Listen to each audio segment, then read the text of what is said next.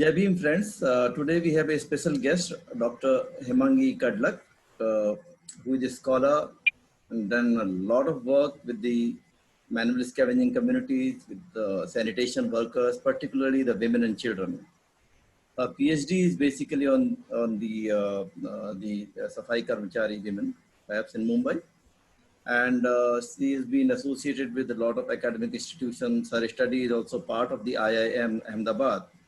So we are going to listen from her all her struggles, her vision, and what she aspired to do, and her experiences for which can be helpful for a lot for the young aspiring youngsters who want to do not only the social work but also academically uh, active. So thank you, Hemangi. Welcome. Congratulations first your PhD completion. Uh, how tough was your journey when you are doing this work, PhD, and with the tests? Thank you for inviting me for this conversation. And yeah, the journey started with my entry. Even before that, Okay. like when I started voluntary work with the Safai Karmachari community in Trichy, Tamil Nadu. And the reason behind to start with, like I wanted to do some kind of work with the down to the people who are really down in all social system. Uh, and this community is derived from this social strata, and even the occupational structure also they are in the lowest of the lowest strata. And the initial during my masters, I had developed interest with children and education and youth mostly. So I wanted to work. So then I thought what to start or where to start. So there was a community, Safai Karmachari community. So I started that is a Sankulam colony, that is one of the biggest colony in Trichy. So I started voluntary work with mostly youngsters, those who are a first generation higher educated, that is college educated, and they were pursuing at that time. And I started mobilizing them and started taking their kind of personality development or how to take the future, aspiring their kind of future, and how to become a role model for their country, because these are the first generation. And even the history, even your literature, even the field says that the lot of dropout cases are more, illiteracy, less education is more. So these are the first generation. So I started work with them, and it was going well. And then even I told them, like, you can just whatever you have learned or whatever education you have, you just give it to your coming generation, that is the children. So they will take the advantage of you, because you may not have had that kind of experience or had that kind of privilege where and anybody will can assist you, but at least you are there, so you can assist them, so at least they will be more superior than you. So like that my work started. And then I felt to start with academic work, and therefore I joined MPhil Bishop Weber College. And the topic I chose for that Safai Karmachari. So since then, my journey started almost in 2007, and since then I am associated with them. And the journey again extended to my PhD work, and that my PhD work is I have done work with the Safai Karmachari community in the Kalyan area. So here I have taken mostly the first generation educated children and their aspirations level and their education problems and their struggle and what are their coping mechanisms and how they are looking forward in their future. So this is the, yeah. That's a really very I would say a very wonderful work, because you pursued your academics and working also. So this is a Yeah. remarkable feat, I would say, because not many people are able to do that, because pursuing their academic work and doing the community work. So that's a very powerful thing, I would say. It gives a lot of strength. Thank you. So you belong to Maharashtra, basically. Yes, I belong to Maharashtra. I belong to the caste which I belong to. It is a SC, that is a converted Buddhist. We are Okay, ex-Mahas. okay, okay. Yeah. So in Maharashtra, basically, this work was like, who are the particular communities engaged in this? Actually, I was reading your papers, so you had given several names, but which is the particular community engaged in the manual scavenging work or seeping work? Yeah.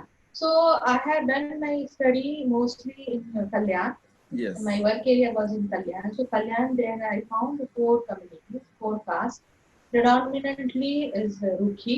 That is the majority of Rukhi. From Rukhi caste, Gujarat. you might, Gujarat. They have migrated from Gujarat. Mhm. Actually, one can say when they migrated that time, Maharashtra was a Saurashtra, because that Okay, time Gujarat okay. was also, Part of yeah, Maharashtra. Yeah. yeah, Maharashtra, because they came during the time of British. So it Okay. is not an interstate migration. It is like Yeah, it's a within within a state. state migration. But after 1960, they became like you are from another state, Yeah, and yeah. then the Then, issue again got more kind of problematic for them, because that time this was their state. But and now people are saying this is not your state. So you just because their language is Gujarati, but yeah, basically they migrated, they migrated during the time of British. yeah. So that time that was their own state. Yes, yes. I Yeah. think this So this this migration problem is coming a lot in Maharashtra. I heard from other friend also that 1960 they want you to have this certificate, and if you are migrated to the state after 1960, then they will ask from your traditional, like the native place, you have to get the certificate. yeah, yeah. And they said that, ma'am, like we don't have now anything, because if you see the scheduled caste, okay, if you see and mostly the people who are in this work, okay, Safai Karmachari work, Yeah, actually yeah, there this is maybe they don't know how many generations they have been in this work, okay. So yes, yes, this is maybe fourth generation, third generation, or fifth generation, or sixth generation, they don't know. yeah, And that time nobody was educated, they were not having light at home, yeah, their houses were of mud, okay, there yeah, were no system to keep any document. Actually they didn't go to school, so they don't have any document. Not mm, even they don't have birth certificate, neither they don't have caste certificate, neither they have a school certificate, like entry certificate or a living certificate, don't have, because that time the system was not there at all. The formalization of kind of documenting anything, it was not there. So one parent was explaining me that madam, during their in the house in the old time, when they were child, so that time the house was of mud and cow dung, and they were having only that rockelka, that they were having a rod to keep all the oh, papers in that. So we don't have any other facilities, so how we can get any certificate or caste certificate, how or where we can keep, and they didn't have. So that is the yes. one Rukhi caste. Another is Valmiki caste. Uh-huh. Third is a Matan caste, and Okay. fourth is that is ex-Maha, that is a Buddhist, Oh, presently Buddhist. So four castes are predominantly I found involved in this occupation. Mostly those who reside in the Kalyan area. okay, okay. Yeah, yeah. I read that your survey of But the survey was done basically with those who are working with the municipal workers or those who are doing it at the private houses also. There are three type of combination. One is a government servant, that is a BMC, and maybe the BMC or the railway, or maybe the Kalyan Domboli municipal corporation. That is one. Another is a contract basis. Third one is like individual kind of, they go search the job, and the building wise they get the money. So that is a personal kind of private work. Private work. So that is the three type of work these people they do. Okay. Yeah. So what happens actually? I was reading one of your recommendations actually, where you said that this work should be not. It should be maybe allowed for all other communities also. Like sometimes it is just 100% reservation for the manual scavenging community, Safai community. So I think that report you said that it has to be reserved for all. But when you say this thing, there will be a lot of protest from people. They'll say that this job we're trying to get to other people. So how? What do you think about that? There is a resistance among many in the community. Yeah, definitely they will have a resistance. See, I found two type of people in the community. Okay. Yeah. One is those who are little bit red one, and those who understand why these people are involved in this work. They mostly are the leaders. So they said that or maybe the young generation, they are telling that this work should be across, or anybody can take that work. It should not be caste. It should not be the caste. But when you take the opinion of those who are less educated, or their children are not much educated, they mostly prefer to have the generational work. Why? Because obviously because these people, they don't know how many generations they are carrying this work. So it is like they are authority on that profession. So they feel, and they don't look their life, or they don't see their world beyond this occupation. They have a fear, or they feel that we are incapacitated, or we cannot do any other work than Safai Karmachari. So it is in their mind. It is in their mind. They feel that no, this is the only work we can do in a better way, and from generations we are doing. ये हमारा काम है. They say that ये हमारा काम. Expert हो गया मतलब विशेषज्ञ. Yeah, but how long they will say? Because see, this is not a good work. This is not a kind of CEO work. If you say that CEO work, and then if you say then, or it is a kind of lawyer work, or maybe so, but it is a most derogatory. It is inhuman work, and it is kind of it is a caste-based work. It is like by hygiene wise, by health wise also it is not good. So we know such thing. They don't know. So for them it is good only for them, because they are getting monthly, they are getting some kind of money. So they feel that okay, this is ये हमारा काम है, किसी को देने का नहीं. ये हमने किया है, सालों साल ये हमने काम किया है. अगर ये दूसरा कोई करेगा तो हम क्या करेंगे? हमारे बच्चे कहाँ जाएंगे? लेकिन इस पे एक सवाल जो आता है, because it's good that you spoke there, इस पे एक सवाल जो खड़ा होता है खास करके, वो लोग ये कहते हैं जब तक तो ये अनऑर्गेनाइज सेक्टर था या इस पे पैसे नहीं थे, तब तक तो हमको ही काम कराने दिया गया ये काम. जैसे मैनुअल स्कैवेंजिंग है, जो खास करके जो cleaning of the night soil है, टॉयलेट का साफ करना है, ये अभी भी वही कम्युनिटी में ही जा रहा है. और जब ये म्यूनिसिपैलिटी का काम आ गया, जिसपे थोड़ा see they think it is better work, it's not really that, पर तो खाली 2 से 5 तक 3 घंटा काम करना है तो चल ठीक है, स्ट्रीट में हम कर लेंगे. तो दे फील कि ये काम हमको छोड़ देंगे तो who else is going to give us the new job. So that is one fear, because most of the community is living in the urban areas, and they know they are the victim of untouchability within the Dalit communities also, within the whole, और ऊपर से तो है ही है untouchability, लेकिन नीचे भी है.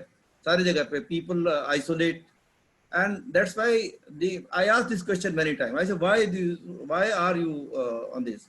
And we should like do other work. So they say, first thing is that we agree with this. So the youngsters are saying we don't want to do this work. In fact, I was a part of like I did many places this work. I asked many people like that they should leave it. So the younger community that I work with, they say we don't want to engage with this work, and they were like proudly saying whatever we, even if I want to become a carpenter or a repair or mechanic or a driver or an engineer or whatever, but not in this.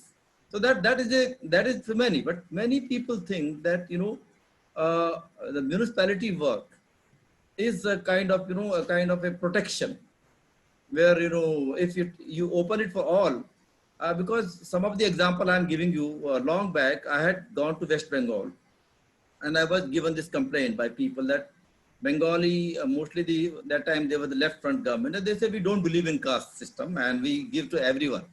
But what happened, the non-Dalit, non-Valmikis particularly, even not even non-Dalit, non-Valmikis who got the job in the sanitation work in the municipality, they got the job, but they never went to clean the streets.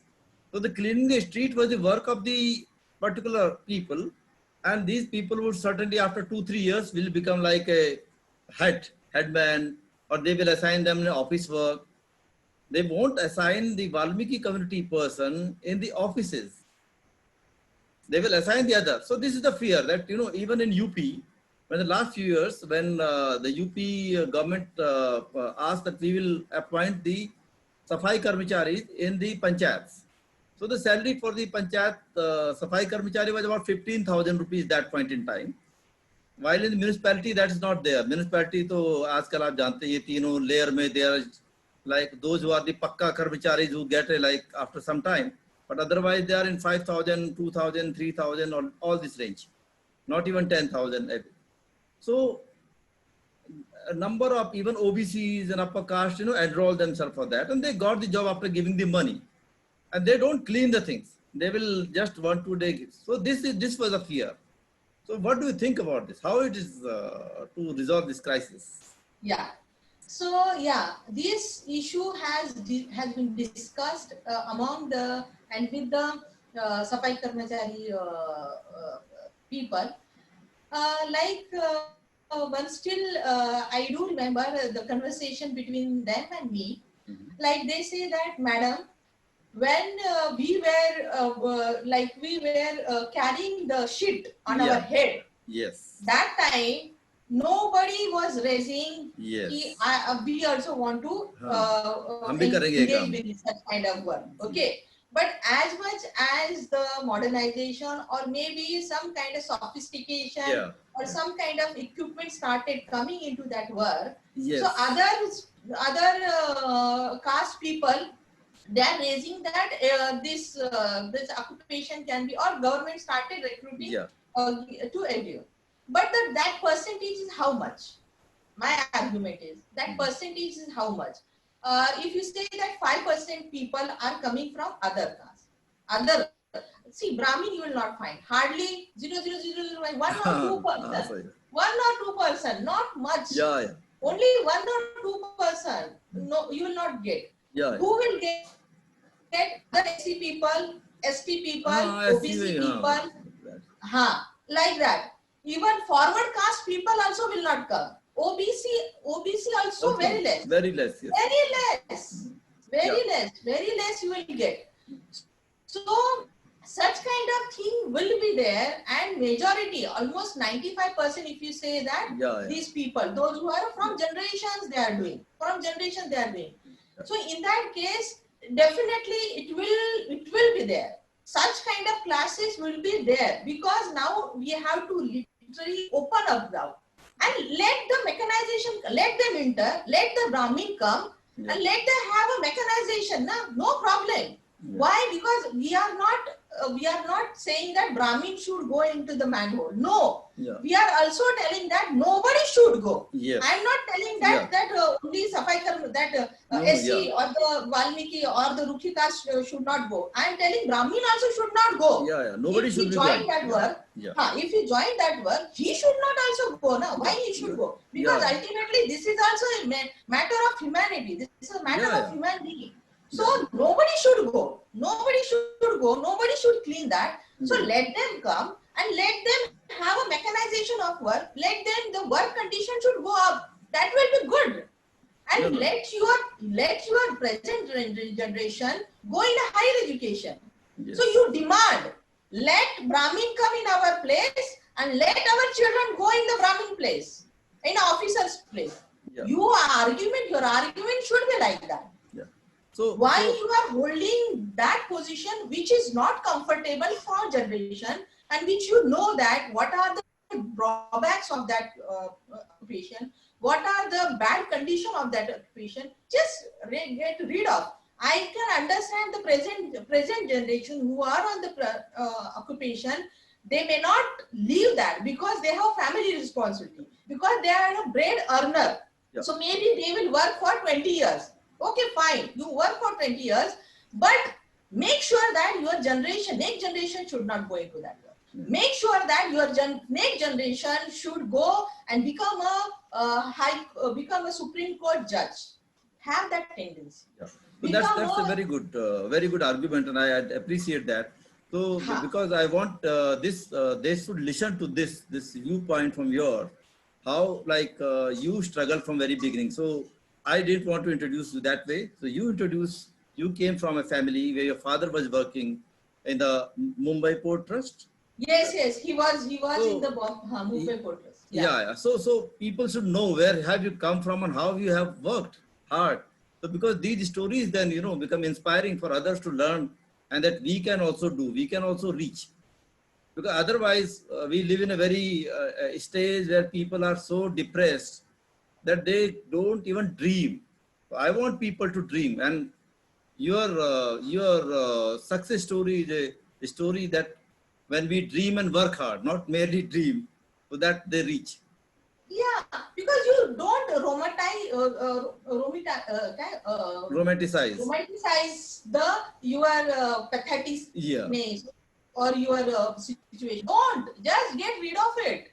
Just get rid of it, because even Baba Saheb, he was telling in one conference in women conference. So he was addressing women. So he was telling that when the SC woman, okay, when she carrying a baby in her womb, so that time she imagined that how my child will get a position in a Safai Karmachari in the office.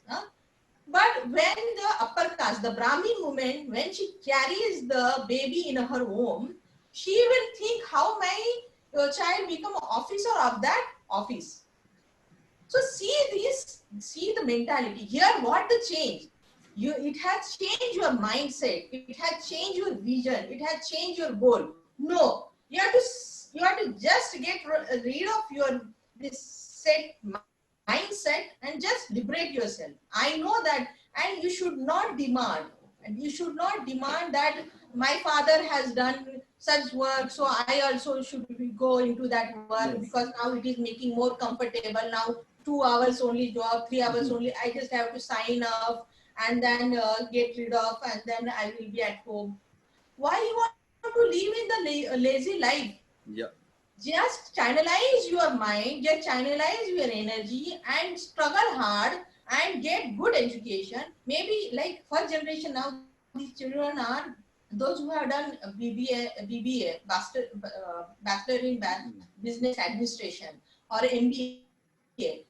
What that their vision is, like they want to go for a high, masters for to the foreign education, and they will come back. They will establish their own business, and they will run the business, and they will recruit their community people first, so that nobody can go into that dirty work. See the vision of the new generation. They are not demanding that we want government job in the Yes. Safai Karmachari. No. So see the and learn from your people who are going and who aspiring that to see their community in a different level. So it is just a transition. You bear that transition. It will have a tremendous change if you really accept the changing reality. So, just for our many friends who are in the Uttar Pradesh, Bihar, Rajasthan, उनको थोड़ा सी ये बताएं आप हिंदी में, because you हाँ. कि कैसे अपने एस्पिरेशन को लें, कैसे आपने स्ट्रगल किया, तो आपके स्ट्रगल के जरिए उनको पता चलना चाहिए कि कुछ कैसे हमारे लोग जो है स्ट्रगल करके, आपके भी घर में दिक्कतें हुई होंगी, आपके मम्मी पापा ने परेशानियां हुई होंगी आप जब आगे निकल रहे थे, तो ये थोड़ा सी, क्योंकि एक घर से भी लोगों को बहुत दिक्कत होती है, खास करके एक लड़की का होना, जो हमारे समाज में जो प्रेजुडिसेस हैं, जो पूर्वाग्रह हैं बहुत ज्यादा, तो कैसे, how did you fight, like किस प्रकार से, और क्या मैसेज उनको जाएगा, हमारे लोग जो साथी जो देखेंगे, हम चाहते हैं कि उसको एक आप उनको कुछ बताएं कि उनके क्या रोल मॉडल होने चाहिए, कैसे आदर्श होने, कैसे फाइट करें वो, फिर घर पे फाइट होती है, फिर घर से बाहर भी होती है, दोनों तरफ होती है ना। देखिए, अगर मैं जिस घर में पैदा हुई, उस घर में जो मेरे पिताजी थे, भले वो सफाई कर्मचारी में इन्वॉल्व थे, सफाई कर्मचारी, स्कैवेंजर उनका डेजिग्नेशन था तभी। अच्छा, स्कैवेंजर क्या डेजिग्नेशन होता है क्या? हाँ, अच्छा, but I never knew about this, because normally Bengal में करते थे मेहतर नाम से, तो हमने ऑब्जेक्शन उठाया था एक बार कि दिस इज रॉन्ग। हाँ, तो स्कैवेंजर ऐसे मैनुअली, ये तो मतलब नॉर्मली सफाई कर्मचारी या स्वीपर का जैसे पोजीशन होता है। नहीं, ये अभी है, लेकिन वो टाइम पे ऑलमोस्ट 92, 93। अच्छा, स्कैवेंजर, अरे हाँ, तभी था बॉम्बे पोर्ट ट्रस्ट, उनका डेजिग्नेशन था स्कैवेंजर।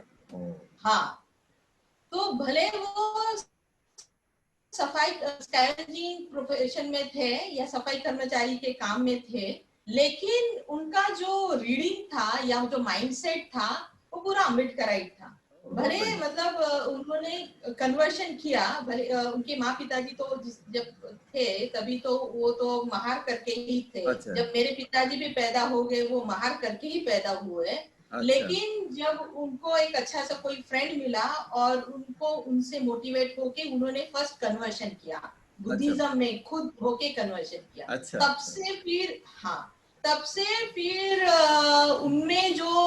उन्होंने जितना पढ़ा है, बहुत ज्यादा रीडिंग करते थे, वो रात भर रीडिंग करते थे।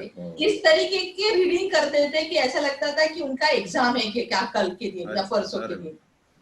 तो जैसे मतलब शायद इसके लिए करते थे क्योंकि जिंदगी में कभी उन्होंने इस तरीके के विचार पढ़े नहीं होंगे, पहले नहीं पढ़े होंगे जिंदगी में उन्होंने कभी पढ़ा नहीं होगा कि ऐसे भी विचार हो सकते हैं, तो रात भर पढ़ते थे।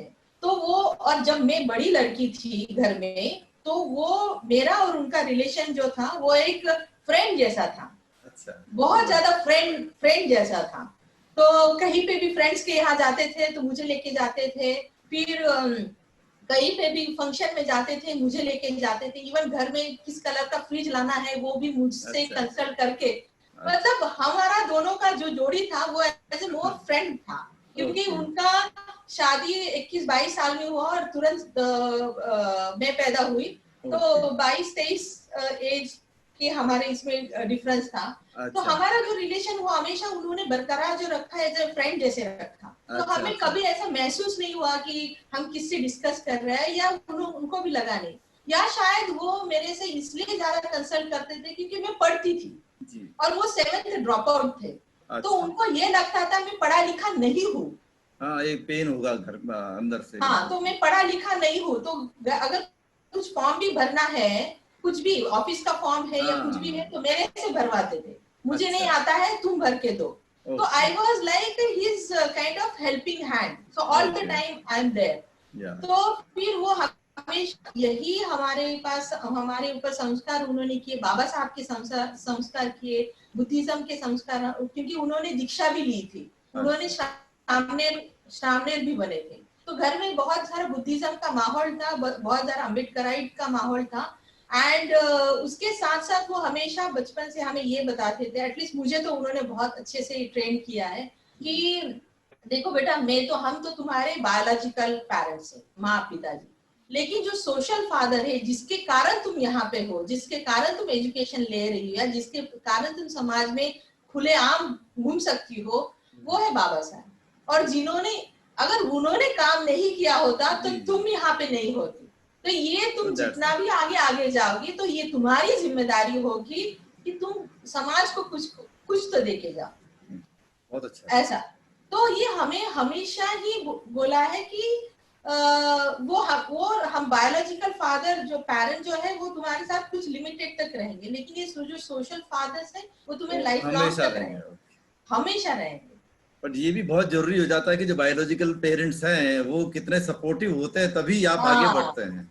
हाँ, तो इसीलिए मेरा जो स्ट्रगल था वो इतना बहुत ज्यादा स्ट्रगल नहीं था, लेकिन बहुत कंडीसिव इन्वायरमेंट मुझे मिला।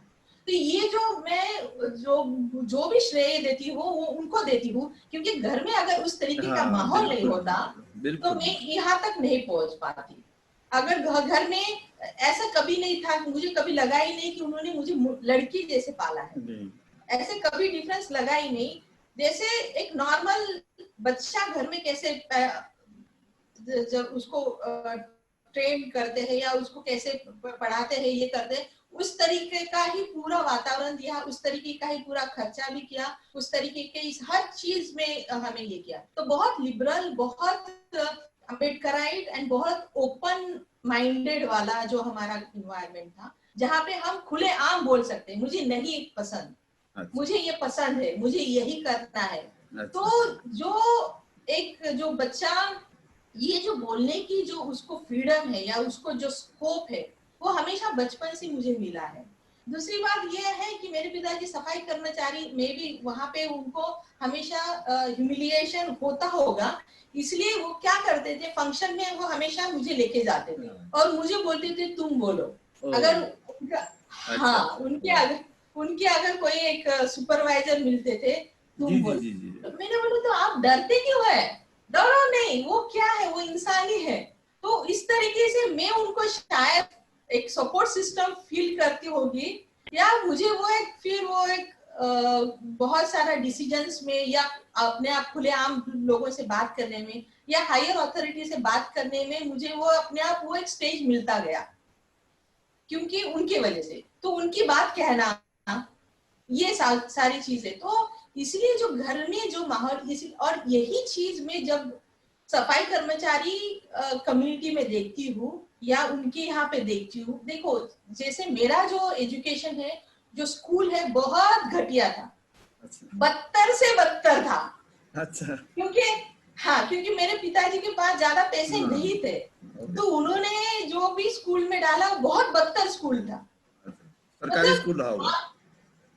सरकारी स्कूल रहा होगा ना? सरकारी जो लोकल मतलब प्राइवेट स्कूल था, प्राइवेट एडेड स्कूल था, लेकिन बहुत बदतर, बहुत ऐसा छोटा छोटा वाला स्कूल, और वहाँ पे टीचर्स भी अच्छे ढंग के नहीं है और मतलब बैठने के लिए भी ढंग के नहीं है। आज का तो मेरा कहने का मतलब ये है, भले हमारा स्कूल अच्छे नहीं थे, फिर भी हम पढ़े। क्यों पढ़ पाए? क्योंकि घर का माहौल वैसा था।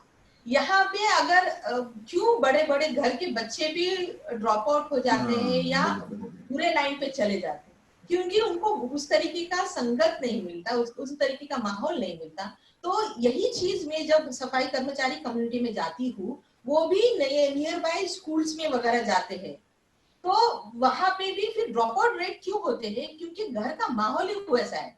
बाप दारू पी के आता है, माँ सफाई कर्मचारी में जाते हैं। मेरे पिताजी खुद बोलते थे, बेटा मेरे यहाँ पे मेरे जो अगर फ्रेंड्स देखोगे, उनके सभी फ्रेंड्स दारू पीने वाले थे, सभी फ्रेंड्स दारू पीने वाले थे, लेकिन ये क्यों नहीं पीते थे? क्योंकि उनके पिताजी दारू पीते थे और उन्होंने देखा था कि उनके पिताजी जब दारू पी रहे थे तो उनका घर परिवार कैसे बर्बाद हुआ।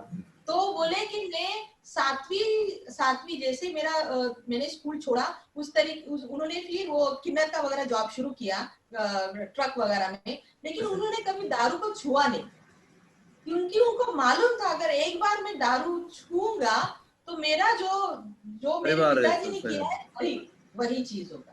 तो वो वही बोलते थे, ये सफाई कर्मचारी जो बोलते हैं कि हम दारू पीते हैं क्योंकि हमें वो इस काम में करते हैं, तो मेरे यहाँ पे भी ऐसे कुछ, जब मैं सफाई कर्मचारी के लोगों से मिली तो ऐसे लोग भी मिले कि वो सफाई कर्मचारी करते हैं, सफाई काम का काम कर, भूलने के लिए जो लेकिन वो दारू शाम को भूलना चाहते हैं तो इसलिए दारू पीते हैं। हाँ हाँ, तो see these are the all your defence mechanism है कि, और या तुम्हें किस तरीके से ये करना है। लेकिन ऐसे बहुत कम लोग मिलेंगे आपको, 100 में से 5 या 10 या उससे भी कम लोग मिलेंगे। लेकिन मेजॉरिटी ऑफ आपको क्या मिलेंगे, वो दारू पीने वाले, उसका इफेक्ट उनके परिवार पे होता है, उसका इफेक्ट उनके वाइफ पे होता है, उनके बच्चों पे होता है, और ओवरऑल पूरा संस्कार के ऊपर होता है। तो इस तरीके से वो बच्चे जो है ना, मतलब दे आर, मतलब मैं जानती हूँ कि बच्चे बहुत टैलेंटेड बच्चे हैं, अगर उनको अच्छा कंड्यूसिव इन्वायरमेंट दे, उनको अगर अच्छा रहन सहन सिखाए, तो ये बराबर अपनी लाइन बराबर ढूंढते आगे चले जाएंगे। तो यहाँ तक का मेरा स्ट्रगल था। फिर आगे जाके फिर कॉलेजेस में पढ़ी, मैं आगे पढ़ी, फिर अब ऐसी तरीके से आगे। तो आपने जैसे आप तो जैसे बॉम्बे में थे, तो how did it come to your mind कि वो त्रिची में जाना है, MSW करना है या MPhil करना है, तो ये स्कॉलरशिप वगैरह मिला होगा आपको, like how did you organise for yourself? सबसे बड़ी चुनौती आज के डेट पे यही है। अच्छे खासे युवा हैं लेकिन अब उनको लगता है कि आगे कैसे जाएं, कहाँ जाएं। कई लोग कर लेते हैं, कोशिश करते हैं, लेकिन ये चैलेंज उनके पास में रहता है कि किस तरह से, मतलब वो एक समझ नहीं आता कि क्या करें। एक ऐसा इस मोड पे होते हैं, यानी कि after 12th after graduation they are really, वो दिमाग में नहीं होता क्या करें, क्योंकि घर की भी सपोर्ट नहीं होती है, ये बात भी है। तो एक चीज तो मेरी समझ में आया आपकी लाइफ से, जो बहुत अच्छा एक एग्जांपल है कि अगर पेरेंट्स का जो सॉलिड सपोर्ट होना चाहिए, और एक घर में जो अपना जो चेंज होता है, चेंज घर से ही होना चाहिए ना। हम लोग चेंज दूसरे की जगह से देखते हैं, चेंज अगर हमारे अंदर से आ जाएगा तो शायद पूरी दुनिया बदल जाएगी। तो जैसे आप बदल रहे हैं या आप बदले, तो आई थिंक आप बता सकते हैं ज्यादा अच्छे से कि कैसे कैसे क्या करें युवा लोग हमारे जो आज के। मैं मुझे अभी भी याद है 10वीं जब मेरा हो गया था, मैं मराठी मीडियम से थी, 10वीं जब मेरा हो गया था तब जब हम 4 में रहते थे, 10 बाय 12 का बहुत छोटा घर था, 10 बाय 12 का घर, उसमें ही एक छोटा सा बाहर वाला, उसमें खॉट वगैरह, ये अंदर किचन, उसमें भी नहाने के लिए, और टॉयलेट बाथरूम वगैरह ऐसा बाहर था। तो हमारे बाजू में ब्राह्मण रहता था, हाँ वो तमिल ब्राह्मण था। ओह बाप रे, ज्यादा खतरनाक। तो वो तमिल ब्राह्मण था। तब मतलब मेरे सामने वो जो एक ताई करके एक बड़ी एक रहती थी, तो वो मेरे पिताजी बोलते थे कि 10th के बाद तुम नॉर्मल स्कूल में जाओ, 12th वहां पे करो, और तुम अच्छे कॉलेज में मत जाओ। क्यों नहीं जाओ? क्योंकि हमारे घर में ऐसा एक इंसिडेंस हुआ था कि मेरी बुआ की एक लड़की है, तो वो कॉलेज में गई थी, तो उसका कहीं किसके साथ प्यार हो गया, तो उसका हाँ, तो उसका अफेक्ट उसके एजुकेशन भी हुआ। तो मेरे पिताजी का डर ये था कि ये बड़े कॉलेज में चली जाएगी तो ये भी प्यार के चक्कर में गिर जाएगी, फिर उसका एजुकेशन। आई थिंक ये बड़ा इंपॉर्टेंट पॉइंट है, बिल्कुल आपको। हाँ, और ये बात ये वोकल होना चाहिए, क्योंकि लड़कियों का अक्सर बाहर क्यों नहीं भेजते, इस डर से बाहर नहीं भेजते। ये पॉइंट जो है मैंने अच्छे से इलाबरेट किया है मेरे पीएचडी के थीसिस में। अच्छा, हाँ, क्योंकि ये चीजें होनी चाहिए, क्योंकि ये प्रॉब्लम है। जब तक आप प्रॉब्लम डिस्कस नहीं करोगे, जब तक आप प्रॉब्लम सामने रखोगे नहीं, तब तक उसका सॉल्यूशन कैसे निकलेगा? छुप के शर्मा के कितने दिन रहोगे आप? हाँ, बिल्कुल। कभी ना कभी उसको खुल के बोलो, ये ऐसा है। तो इसलिए मेरे पिताजी का कहना ये था कि इसको तो कॉलेज में नहीं डालना है, ये पैदा था। अच्छा। दूसरी बात ये थी, फिर क्या हुआ, 10th के बाद मैं रोते बैठी, मैं बोली नहीं, मुझे जाना है तो कॉलेज में जाना है। मेरे पिताजी बोले कि अगर तुम्हें कॉलेज में जाना है तो 12th वाला जो छोटा मोटा जो रहता है उधर जाओ, मैं कॉलेज में नहीं जाना है। और मैंने बहुत ठान ली थी, मुझे जाना है तो अच्छे कॉलेज में ही जाना है। तो फिर मेरी माँ, मैं खाना नहीं खाया था उस दिन, 2 दिन से खाना नहीं खा रही थी मैं। अच्छा। तो फिर मेरी माँ वहां पे गई, कहाँ पे, वो जो छोटा वाला कॉलेज है जहाँ पे 12th स्टैंडर्ड तक रहता है, वो स्कूल था। तो वहां पे गई तो उन्होंने मेरे परसेंटेज देखे, तो बोले इसके परसेंटेज तो अच्छे हैं, और यहाँ पे क्यों आप डाल रहे हैं, यहाँ पे तो जो है वो पूरा रिपीटर वाले आते हैं, मतलब जिन्होंने फेल हुए हैं, डबल डबल किया है, वो बच्चे आते हैं, आप इसको क्यों भेज रहे हैं। तो मेरी माँ ने कुछ बोली नहीं, वो रिटर्न आई, फिर उन्होंने बताया कि ऐसा ऐसा है। तो फिर मेरे पिताजी को समझ में आया कि हाँ, तो फिर मैं बोली कि नहीं, मैं जो भी करूंगी मुझे कॉलेज में ही करना है। तो फिर मेरे पिताजी फिर वो मेरे से ये अश्योरेंस लेने लगे कि तुम्हारा पढ़ाई कंप्लीट करोगी, ये चक्कर में नहीं गिरोगी। तो मैंने बोला हाँ, मैं मेरी पढ़ाई पे ध्यान दूंगी, मैं बाकी ये सारी चीजें नहीं करूंगी। फिर मैंने जो एडमिशन लिया था CHM कॉलेज, चांदीबाई हिम्मतमल मनीषुकानी, उल्लासनगर का अच्छा कॉलेज माना जाता है। नजदीक है हमारे यहाँ पे, मतलब ट्रेन से ही जाना है, लेकिन तो वहाँ पे इंग्लिश मीडियम का था मैंने इंग्लिश मीडियम आर्ट्स लिया। ओके। वो भी कैसे, तभी सभी कॉलेजेस बंद हुए, एडमिशन बंद हुए, और जब मैं और मेरे पिताजी गए तो बोले कि एडमिशन अभी नहीं है, एडमिशन क्लोज हो गए, तो अभी करने का क्या। तो फिर किसी ने उनको बोला कि मंत्रालय में जाओ, कोई तो आपको चिट्ठी लिख के देगा, और वो चिट्ठी इनको दिखाओ और फिर वो आपको देंगे। उन्होंने कुछ मतलब सिपाही वगैरह को पैसे भी दिए थे, लेकिन उससे काम नहीं हुआ। तो फिर वो मंत्रालय से गए, रामदेव साठोले जी ने वो चिट्ठी दी थी, और उसके कारण मुझे वो, भले कितने भी अच्छे परसेंटेज होने के कारण कुछ, क्योंकि मैं एडमिशन क्लोज हुआ था, उसके बाद में गई थी, तो उन्होंने बोला कि कहाँ पे लेना है, आर्ट्स, साइंस, कॉमर्स, तो बोले नहीं आर्ट्स में लेना है। बोला कि हाँ, वो तो अगर आप पहले आते तो ऐसे भी मिल जाता। तो फिर उन्होंने कैसे तो करके हम अंदर चले गए, और फिर जब मैं कॉलेज में गई तो मैंने कभी कॉलेज देखा नहीं था। तो पहले दिन मतलब वो गेट था, गेट के मैं वहां खड़ी रही, अच्छा, लेकिन अंदर नहीं गई, डर था। सही बात। वो डर था कि मैं जाऊं कैसे, क्योंकि वो एक रहता है, क्योंकि मुझे इंग्लिश नहीं आते है, मराठी मीडियम की हूँ, और मुझे तो इंग्लिश मीडियम में क्योंकि मेरी वो ताई है, वो बोली थी तो इंग्लिश मीडियम में लेना, तो बोले तो हाँ, वो उसके पहले वाला इंसिडेंस है, तो इसलिए मैंने इंग्लिश मीडियम में वो लिया। तो जो ब्राह्मण जो है, वो नेबर हमारे, वो आए रात को 10 बजे, हम सब सोए थे, उठ गए। वो बोले कि आपने कैसे गलती की है, ये मराठी मीडियम की है, उसको इंग्लिश मीडियम में क्यों आपने डाला, इसको कैसे जमेगा। उसने पूरे अभी तक 10th तक मराठी मीडियम में किया, एक ही सब्जेक्ट रहता है इंग्लिश का, बाकी तो कुछ रहता नहीं है। तो अब ये कैसे पिकअप करेगी, ये फेल हो जाएगी, फिर उसको फिर रिपीट उसको होना पड़ेगा। तो मुझे अभी भी वो सीन याद है, मेरे पिताजी, क्योंकि हम नीचे सोते थे, तो नीचे उठे, वो वहां पे बैठे, और मैं एक कोने में ऐसे सब सुन रही उनका क्या मैं ऐसे लिटरली ऐसे बैठी थी, मैं सब सुन रही थी उनका कि क्या बोल रहे हैं। तो मेरे पिताजी बोल रहे, देख क्या बोलते हैं, देखो इनके सब बच्चे जो है वो इंग्लिश मीडियम में पढ़े, उनके बच्चे, और तुम तो मराठी मीडियम में पढ़ी, तुम कैसे पिकअप करोगी, कैसे, क्योंकि और बाकी के इंजीनियरिंग वगैरह में तो कैसे मैथ्स कैलकुलेशन वगैरह रहता है, लेकिन आर्ट्स में पूरा सब्जेक्टिव रहता है, उसमें लिखना बहुत पड़ता है, उसमें रीडिंग बहुत रहता है, तुम लिख कैसे पाओगी, तुम तो एक सेंटेंस भी नहीं लिख सकती हो मराठी इंग्लिश में वगैरह, ऐसे सब सारी चीजें। तो मैंने बोला मैं करूंगी और जरूर करूंगी। तो फिर बहुत सारा लेक्चर हुआ, तो वो बोले कि ठीक है, और मैंने भी बोला कि मैं करके लूंगी।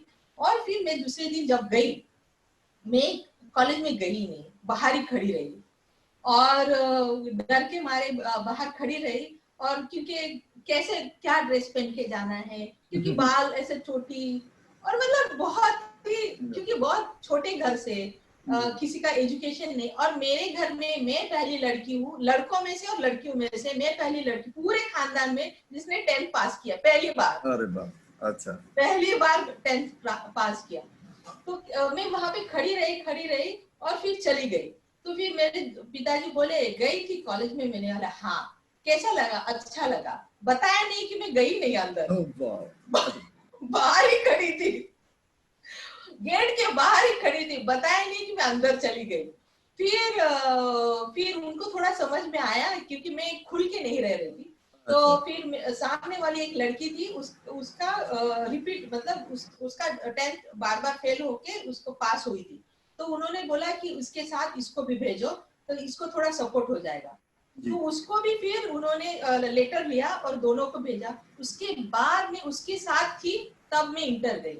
अब मैं अंदर गई, उसके बाद में थोड़ा कंफर्टेबल हुई, नहीं तो मेरे में कॉन्फिडेंस नहीं था अंदर जाने का। तो उसके बाद आपने ग्रेजुएशन कहाँ से किया? मैंने ग्रेजुएशन वो ग्रेजुएशन में भी स्कॉलरशिप मिलता था मुझे, लेकिन पैसा इतना ज्यादा नहीं भरा था, लेकिन जो भी है स्कॉलरशिप मिलता था। फिर बाद में पोस्ट ग्रेजुएशन के टाइम पे मेरे पिताजी का ये मानना था कि मैं बहुत अच्छा बोल सकती हूँ, आर्गुमेंट अच्छा कर सकती हूँ, तो तुम लॉ करो। लेकिन मेरे फ्रेंड जो है, मेरी एक फ्रेंड है वो भी ब्राह्मण है, तो उसको MSW, हाँ MSW करना, मतलब उसने बोला था कि MSW करिए। मुझे कुछ मालूम नहीं था, जिस तरीके से आपने बोला मुझे कुछ भी मालूम नहीं है कि 10th के बाद क्या करते हैं, 12th के बाद क्या करते हैं, ग्रेजुएशन के बाद क्या करते हैं, कुछ भी नहीं मालूम था। तो मुझे ये भी नहीं मालूम था कि टाटा इंस्टीट्यूट मुंबई में है, कुछ नहीं मालूम, कुछ भी नहीं मालूम, क्योंकि जिस चाल में रही हूँ वो पूरे लेस एजुकेटेड, कम एजुकेटेड, और उसमें से भी जो भी एजुकेशन वाले जैसे नियर बाय एरिया में एक या दो ही लोग पढ़ते थे, कोई पढ़ने वाला था नहीं, तो कौन बताएगा? बताने वाला कोई नहीं है, सही बात। बताने वाला कोई नहीं था, तो उसके कारण उसने फॉर्म भरा, इसलिए फिर मैंने भी फॉर्म भरा। लेकिन तभी टाटा इंस्टीट्यूट का मुझे फॉर्म मैंने भरा था, लेकिन तभी मेरा ग्रेजुएशन का फाइनल एग्जाम था, इसलिए मैं नहीं जा पाई। लेकिन फिर भी उन्होंने बोला था कि आपको कंसिडर करेंगे, लेकिन मुझे तभी वैल्यू नहीं था कि टाटा इंस्टीट्यूट।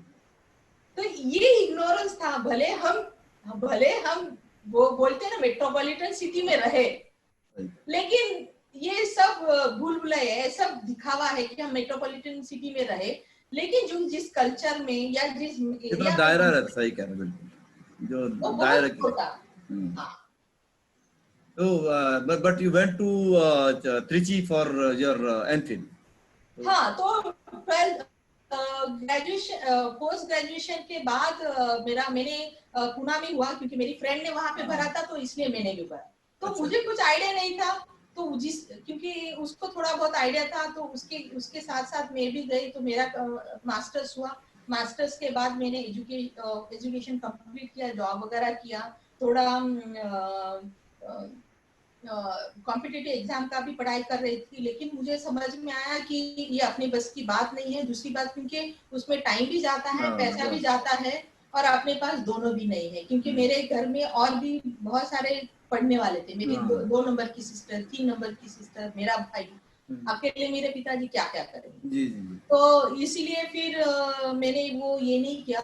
तो त्रिची में जाना, क्योंकि मेरी शादी हो गई थी, और मेरे हस्बैंड वहाँ पे पोस्टिंग हुए थे, इसलिए मैं उनके साथ वहाँ गई। अच्छा।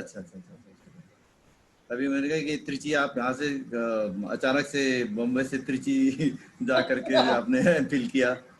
तो जो एक इम्पोर्टेंट चीज मेरे को नजर आ रही है, हाउ डू यू थिंक कि जो बीइंग ए बुद्धिस्ट, आपका जो घर का एनवायरनमेंट है उसने परिवर्तन किया या प्रोग्रेसिव वैल्यू लाए? क्योंकि जो ज्यादातर कम्युनिटी है, जब आप जाते हैं तो आपने देखा होगा कि not all have converted to Buddhism. तो एक सुपरस्टिशन बहुत है कम्युनिटी के अंदर, और जो परंपरागत चीजें हैं वो भी बहुत ज्यादा हैं। ट्रेडिशनल मेथड्स, शादी से लेकर के सब चीजों का, वो कितना असर करता है हमारे को। बिल्कुल एक जिसे बोलते हैं कि अब मैं वो शब्द तो इस्तेमाल नहीं करूंगा, लेकिन ये बोलूंगा कि उसने जो है कहीं ऐसा नहीं कि हमको रुका दिया है पूरा डेवलपमेंट मेंटल या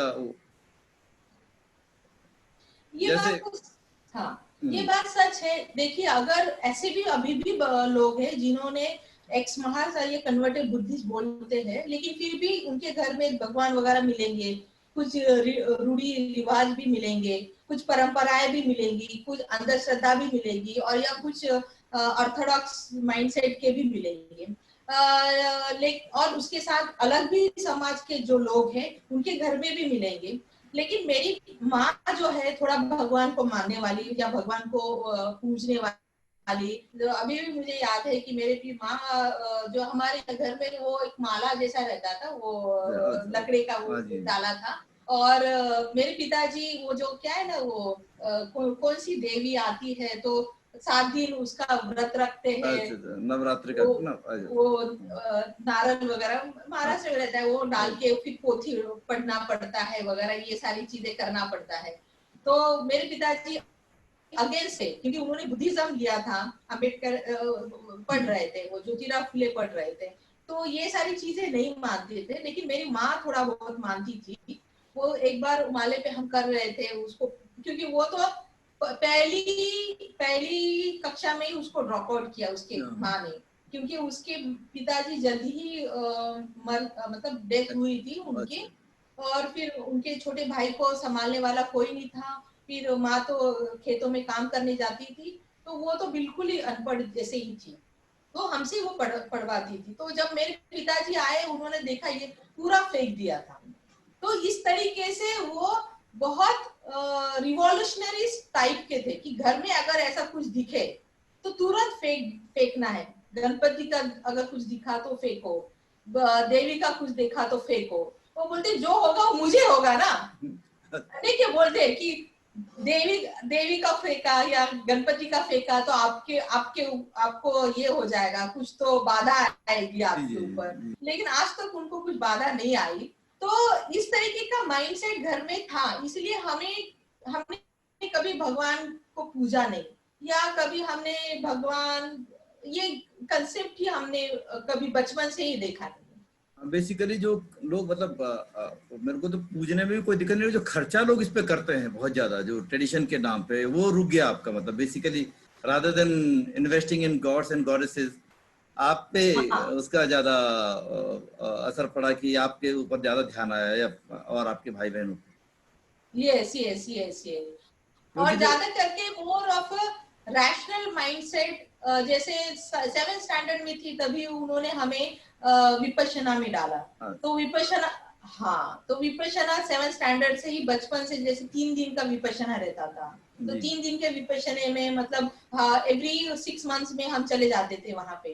तो एक ये था, तो हमें सब मेरे फ्रेंड्स बोलते थे क्यों जा रहे हो, क्या है, क्या मिलेगा तुम्हें, क्योंकि ये बहुत बड़े लोग करते हैं, तुम तो अभी बहुत छोटे हो। तो मेरे पिताजी तभी मुझे बोलते थे इसका जो इम्पोर्टेंस है तुम्हें अभी नहीं समझ में आएगा, इसका इम्पोर्टेंस जब तुम बड़े हो जाओगे, तुम्हारे लाइफ में जब बहुत सारी चीजें, कठिनाइयां, प्रायोरिटी आएगी, तब उसका इम्पोर्टेंस तुम्हें समझ में आएगा। So it's very good because you know most of the people who are in tradition community में खास करके superstition है, tradition है, जैसा आपने कहा alcoholism भी है, बहुत सी चीजें हैं। तो I think this at least for the youngster this is a model. If we want to really progress, we have to start from our home and also like you know follow a rational path, rational, not to get trapped in the so-called tradition and festivals और उसमें खर्चा करने जो लोग करते हैं। तो ये जो आपने जैसे त्रिची में क्या, एक सवाल बार बार लोग करते हैं बहुत ज़्यादा, और ये ऑफ्टन इट कम्स कि जो जैसे आपने कहा कि उनको और जगह जाना चाहिए, लेकिन अभी तो सब समुदाय तो ऐसा कंडीशन में नहीं है कि उसके पास इतने ऑप्शन आसानी से तो होते नहीं। तो what would you suggest, like people ask for कि भाई जैसे एजुकेशन में क्या होना था, या बस आपके रिकमेंडेशन देख रहा था एजुकेशन में कुछ करना चाहिए, कुछ जॉब्स में कुछ आना चाहिए, तो किस किस तरह से आप रेकमेंड करेंगे टू द गवर्नमेंट? देखिए there I think there are two kind of recommendation from my side कि एक तो कम्युनिटी के अंदर क्या काम होना चाहिए, और दूसरा व्हाट शुड अदर डू, और तीसरा what should the government do. तो तीनों पे मैं आपकी ओपिनियन चाहूंगा। What work should be done to uplift the community within the community, जो रिफॉर्म्स होते हैं जिनको आप बोलते हैं कम्युनिटी के रिफॉर्म्स, whether superstition, religion, और दूसरा जो है what can other Ambedkarite and other forces जिन पे भी अक्सर ये चार्जेस लगते हैं कि they don't go into the खास करके मैनिमल स्कैवेंजिंग कम्युनिटीज में, और third what should the government do। 3 aspect पे आप बताइए। या पहली बात तो ये है, जिस तरीके से अभी मोस्टली जो मुख्य कास्ट में मैंने देखा है, उन्होंने क्या सिस्टम शुरू किया है कि जो भी बच्चे 10th पास हो जाते हैं, 12th पास हो जाते हैं, ग्रेजुएशन पास करते हैं, तो उनको फेलिसिटेशन करते हैं पब्लिक में। तो वो उन्होंने ऑर्गेनाइज किया है, इसलिए ऑर्गेनाइज किया है जो जो जिनका एजुकेशन हुआ है उनको भी अच्छा लगता है कि yes something I have done, और जो नए मतलब देख रहे हैं उनको भी लगता है कि मुझे भी ये स्टेज पे जाना है और मुझे भी यही प्राइज लेना है एक दिन। तो ये कैसा है, दोनों तरीके से फिर उनका एक मोटिवेशन लेवल या उनका एस्पिरेशन लेवल बढ़ता है। ये रूखी कास्ट में यहाँ पे तो एटलीस्ट शुरू किया है, ठीक है। अभी अगर इस कम्युनिटी के साथ आपको काम करना है तो बहुत इंटेंस काम करना है, सुपरफिशियल काम करके होने वाली चीज नहीं है, क्योंकि जनरेशन टू जनरेशन यहाँ पे उनके माइंडसेट बहुत ये हो गए हैं, ये सुपरफिशियल वाला काम होने ही नहीं वाला है। यहाँ पे बहुत इंटेंस काम शुरू करना है। तो इस तरीके से जैसे ये पहला जो जनरेशन है जो हायर एजुकेटेड हुआ है, इन लोगों को कैच होल्ड करके और ये काम करने के लिए तैयार है।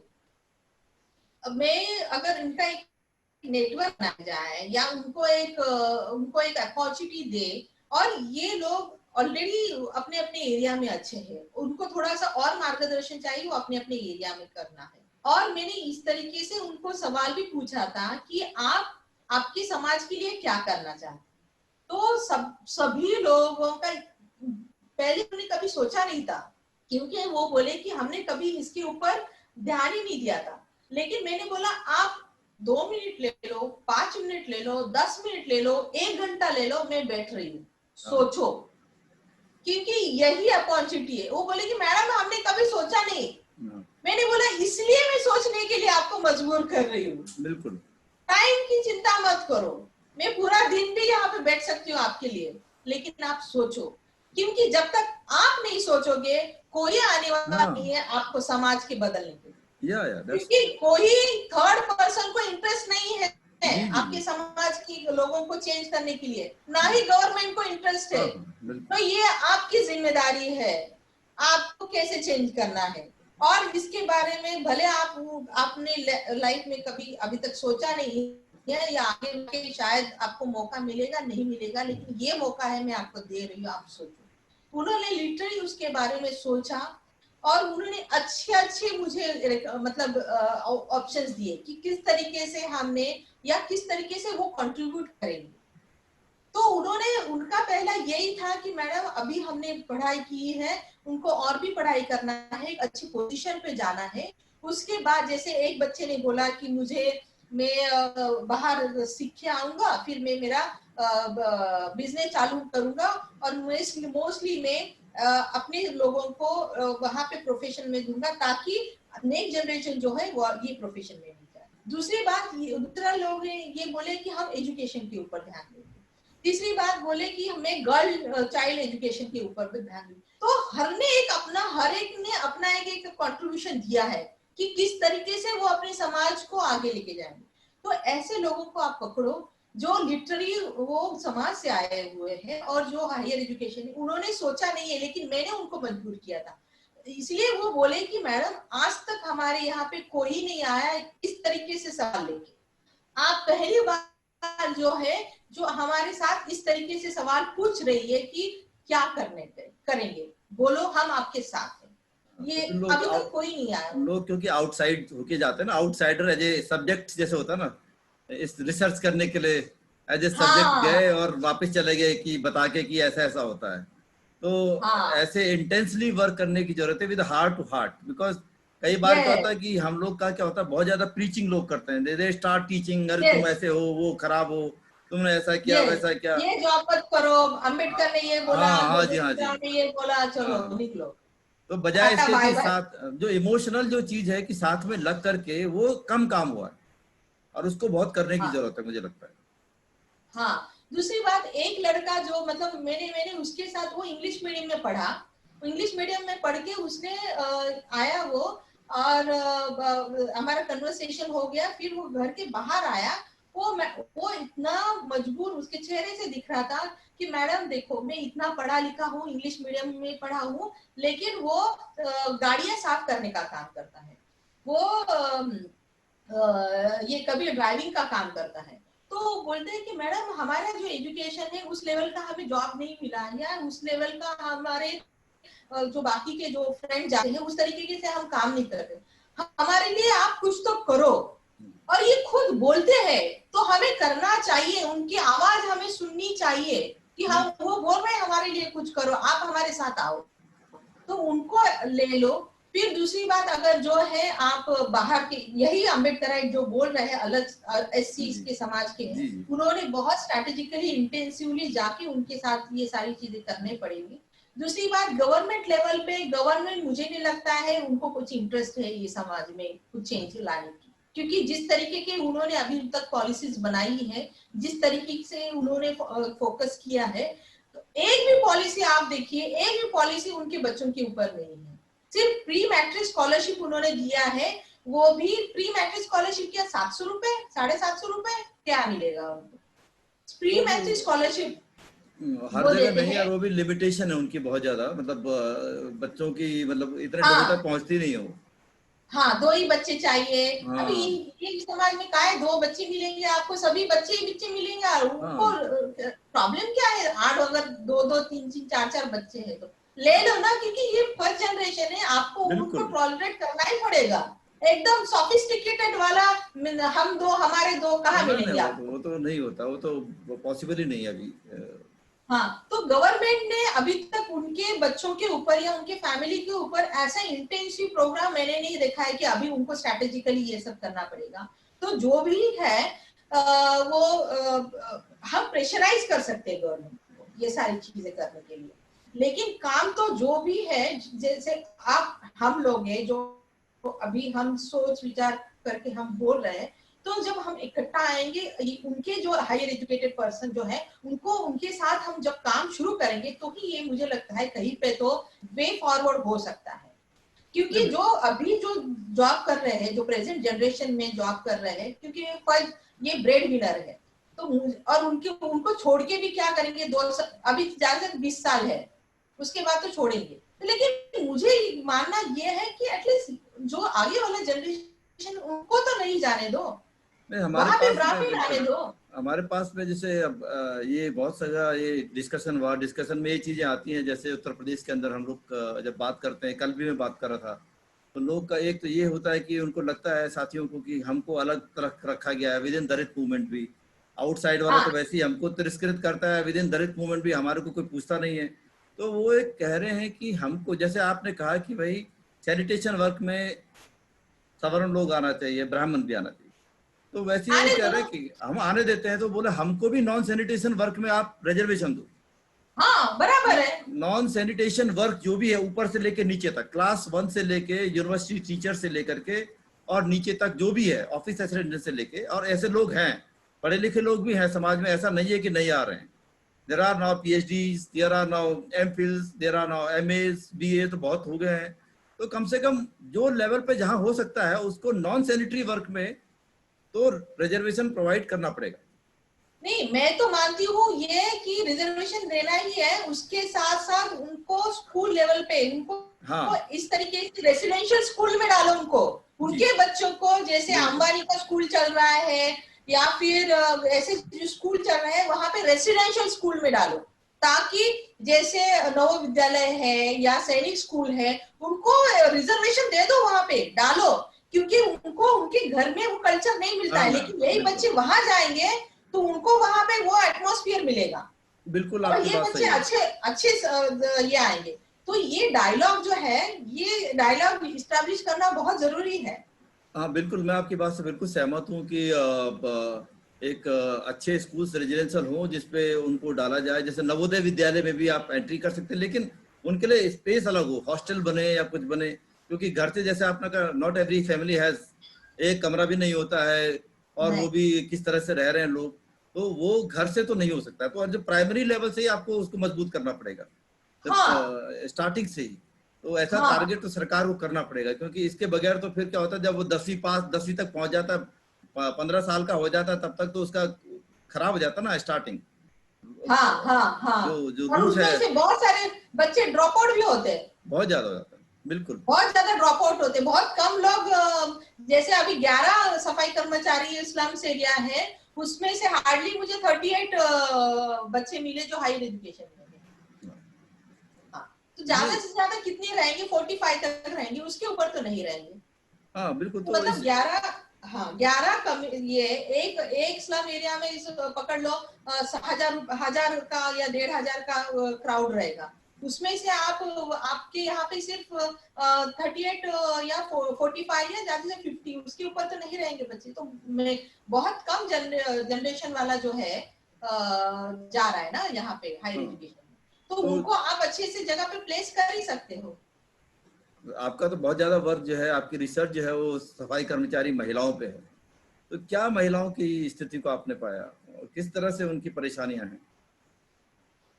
और देखिए अभी जिस तरीके से महिला अगर हम देखें तो ऑलरेडी यहाँ पे पेट्रियार्की लागू होता है, यहाँ बहुत जबरदस्त। कास्ट सिस्टम लागू, हाँ या यहाँ पे कास्ट सिस्टम लागू होता है, यहाँ पे पेट्रियार्की लागू होता है। तो भले आप ये ऑक्यूपेशन में रहो नहीं रहो, तो ऑलरेडी आपका तो शोषण होने ही वाला है, क्योंकि सोशल सिस्टम ने आपको उस तरीके से रखा ही है। अगर उसमें से भी आप महिला है, उसमें से भी आप ये काम में है तो बहुत ही ज्यादा है। उसमें भी आप फाइनेंशियली आप इनस्टेबल हो या आपके पास स्टेबिलिटी नहीं तो और भी प्रॉब्लम है। उसमें आप एजुकेशन नहीं में कमी हो तो उसमें भी प्रॉब्लम है। तो ये सारी चीजें ना उससे बहुत ज्यादा पतन या बहुत ज्यादा प्रॉब्लमेटाइज माहौल हो जाता है।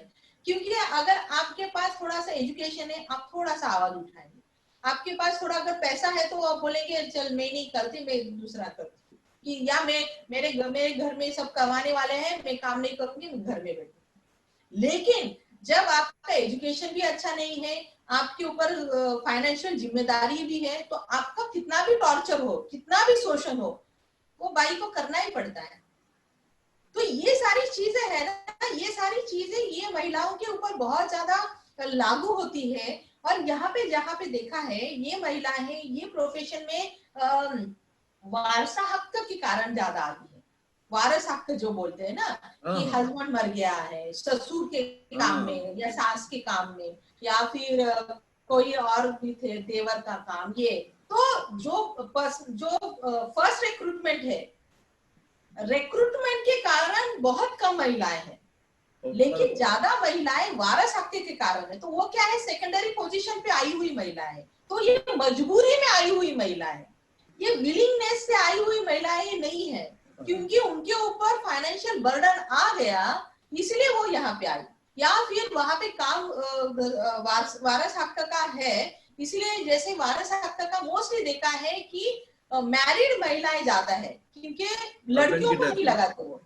हाँ वो तो वाइफ को लगाते हैं ना। हाँ वाइफ को, मतलब क्योंकि उनको लगता है कि बहू है वो चली जाएगी कहीं, वाइफ है, हाँ बेटी चली तो जाएगी, क्या पराया धन है, वो जाएगी तो पैसा उसको मिल जाएगा, तो मैं उसको क्यों लगा, तो वो जाएगी, उसका सास ससुर का जो रहेगा वो उसके का। तो वहां पे है जो ऑलरेडी घर में पतन तो होता ही है, इकोनॉमिकल पतन है, और उसको ऑलरेडी इग्नोरेंट ही कर, क्योंकि पढ़ी लिखी नहीं है, ये तो लेडी है, इसको ज्यादा समझ में नहीं आता, इसको साइड में रखो। या मैंने बहुत सारा ऐसा देखा है इवन एजुकेटेड बच्चों में।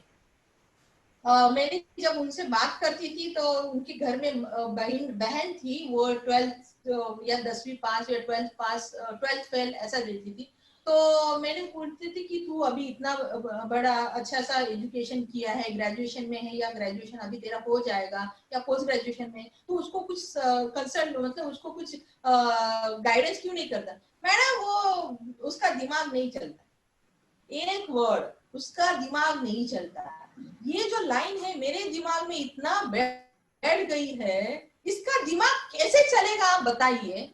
जब माँ भी काम करने के लिए चली जाएगी, पिताजी भी काम करने के लिए चली जाएगी, और माँ घर में भी रहेगी तो भी कुछ फर्क नहीं है, क्योंकि वो ज्यादा करके ऐसा एक्सपेक्टेशन रहता है कि लड़कियों ने काम कर, जेंडर है ना, तो घर का काम कौन करे, तो यही करे। तो घर का और हमारे यहाँ पे तो कैसा बहुत सारी चीजें इजी है, जैसे पानी इजी मिलता है अपने यहाँ पे, टॉयलेट बहुत ज्यादा जल्दी यहाँ पे इजी वगैरह है, यहाँ पे बाकी की सुविधाएं इजी है, उनके यहाँ पे नहीं ऐसा है, पानी बाहर से लाना पड़ता है, बाकी की चीजें घर में नहीं रहती, बहुत बर्तन साफ करने से लेके कपड़े धोने से लेके ये सारी चीजें है ना, उसमें आपका फिजिकल लेबर और आपका टाइम बहुत चला जाता है। बचपन से वो लड़की को इस काम में इन्वॉल्व करते हैं तो उसको टाइम कहाँ पे मिलेगा, अगर टाइम मिलेगा तो वो थक जाती है या फिर उसको इंटरेस्ट चला जाता है, क्योंकि थकने के बाद तुम काहे का पढ़ाई करोगे और कौन से स्कूल में चले जाओगे। ऐसे बहुत सारे केसेस हुए कि उनका ड्रॉप आउट रेट ज्यादा है या फेल होने का रेट ज्यादा है। इसके कारण नहीं कि उनका दिमाग नहीं चलता, इसके कारण कि उनका दिमाग उन्होंने उस तरीके के वहां पे शिफ्ट किया। उनको भी वहां पे उतना उस तरीके का फ्रीडम दे दो, उस तरीके का आप माहौल दे दो कि तुम काम मत करो या कुछ नहीं करो, स्कूल जाना है, स्कूल से आना है, खाना है, या जो घर का काम है सब लोग मिलके बांट के, ये भी उतना ही करेंगे, ये इतना काम करेंगे, ये equal distribution of the work कहाँ होता है। जो घर का काम है सिर्फ उसको ही करना है। तो ये सारी चीजें बहुत सारी ये तो यंग जनरेशन के ऊपर ये है। अभी जो ओल्ड जनरेशन है तो ऑलरेडी वही ट्रेडिशनल माइंडसेट से कि मैं तो औरत हूँ, मैं क्या बोलूँ, मुझे तो कुछ आता नहीं है। तो ये तो समाज ने लाया गया हुआ उनके ऊपर जो है कि मैं एक औरत हूँ, मुझे नहीं आता है। ये किसने बताया आपको, ये किसने बताया कि तुम औरत हो तुम्हें नहीं आता है। जेंडर का और आना और नहीं आने का क्या रिलेशन है। लेकिन ये समाज ने जिस तरीके से औरतों को देखा है और फिर उसके बाद काम के ऊपर भी उनका बहुत पतन होता है, घर में भी इस तरीके से खुद भी इस तरीके का अपने बारे में सोचते हैं और वही रिफ्लेक्ट उनके घर के विचारों में भी होता है। तो मतलब कई बार लोग ऐसे सोचते हैं कि शायद एक बार मैंने एक जगह पे जो है 10-12 लड़कियों को खड़ा किया एक मंच पे, तब समुदाय का मीटिंग हो रहा था, तो मैंने मंच पे 10-12 लड़कियों को खड़ा किया था कि वो एक्टिविस्ट थे, और तो हमने कहा कि इसमें से बताइए कि कौन कौन किस कम्युनिटी के होंगे, ऐसी खाली एक उदाहरण के लिए। एक ने कहा कि हमारी कम्युनिटी के, 2-3 लड़कियां अपनी कम्युनिटी की थी और बहुत स्ट्रांग पढ़ी लिखी थी। तो हमने कहा देखिए जैसा आपने बता दिया कि हमारे लिए, तो सब आपके यहाँ से भी आ सकते हैं, कहीं से भी आ सकते हैं। तो ये एक भरोसा जो कम्युनिटी के अंदर दिलाने का अब बहुत जरूरी है, क्योंकि खैर निकले लोग, लेकिन अभी जो ग्राउंड लेवल पे जो काम होना चाहिए वो नहीं हुआ है। मतलब विद इन कम्युनिटी जो एंगेज है काम में, उनके अंदर भरोसा जाना जरूरी है कि हमारे बच्चे भी निकले, हमारे बच्चे भी आगे बढ़े, वो भी कोई काम कर सकते हैं। और इसीलिए जो है नॉन सैनिटेशन वर्क में कुछ ना कुछ उनके लिए एश्योरेंस हमको कराना चाहिए। जी, अभी जैसे मैंने हमारा एक व्हाट्सएप का हमने एक ग्रुप फॉर्म किया है कि मुझे किसी ने अप्रोच किया कि जो बच्चे पढ़ना लिखना चाहते हैं, मतलब लॉ करना चाहते हैं, तो उनको फ्री में ट्रेनिंग देंगे कि क्या बुक पढ़ना है, कौन से कॉलेज अच्छा है, सीईटी क्या है, नेशनल लेवल के कैट वगैरह कैसे आप अप्लाई कर सकते हो।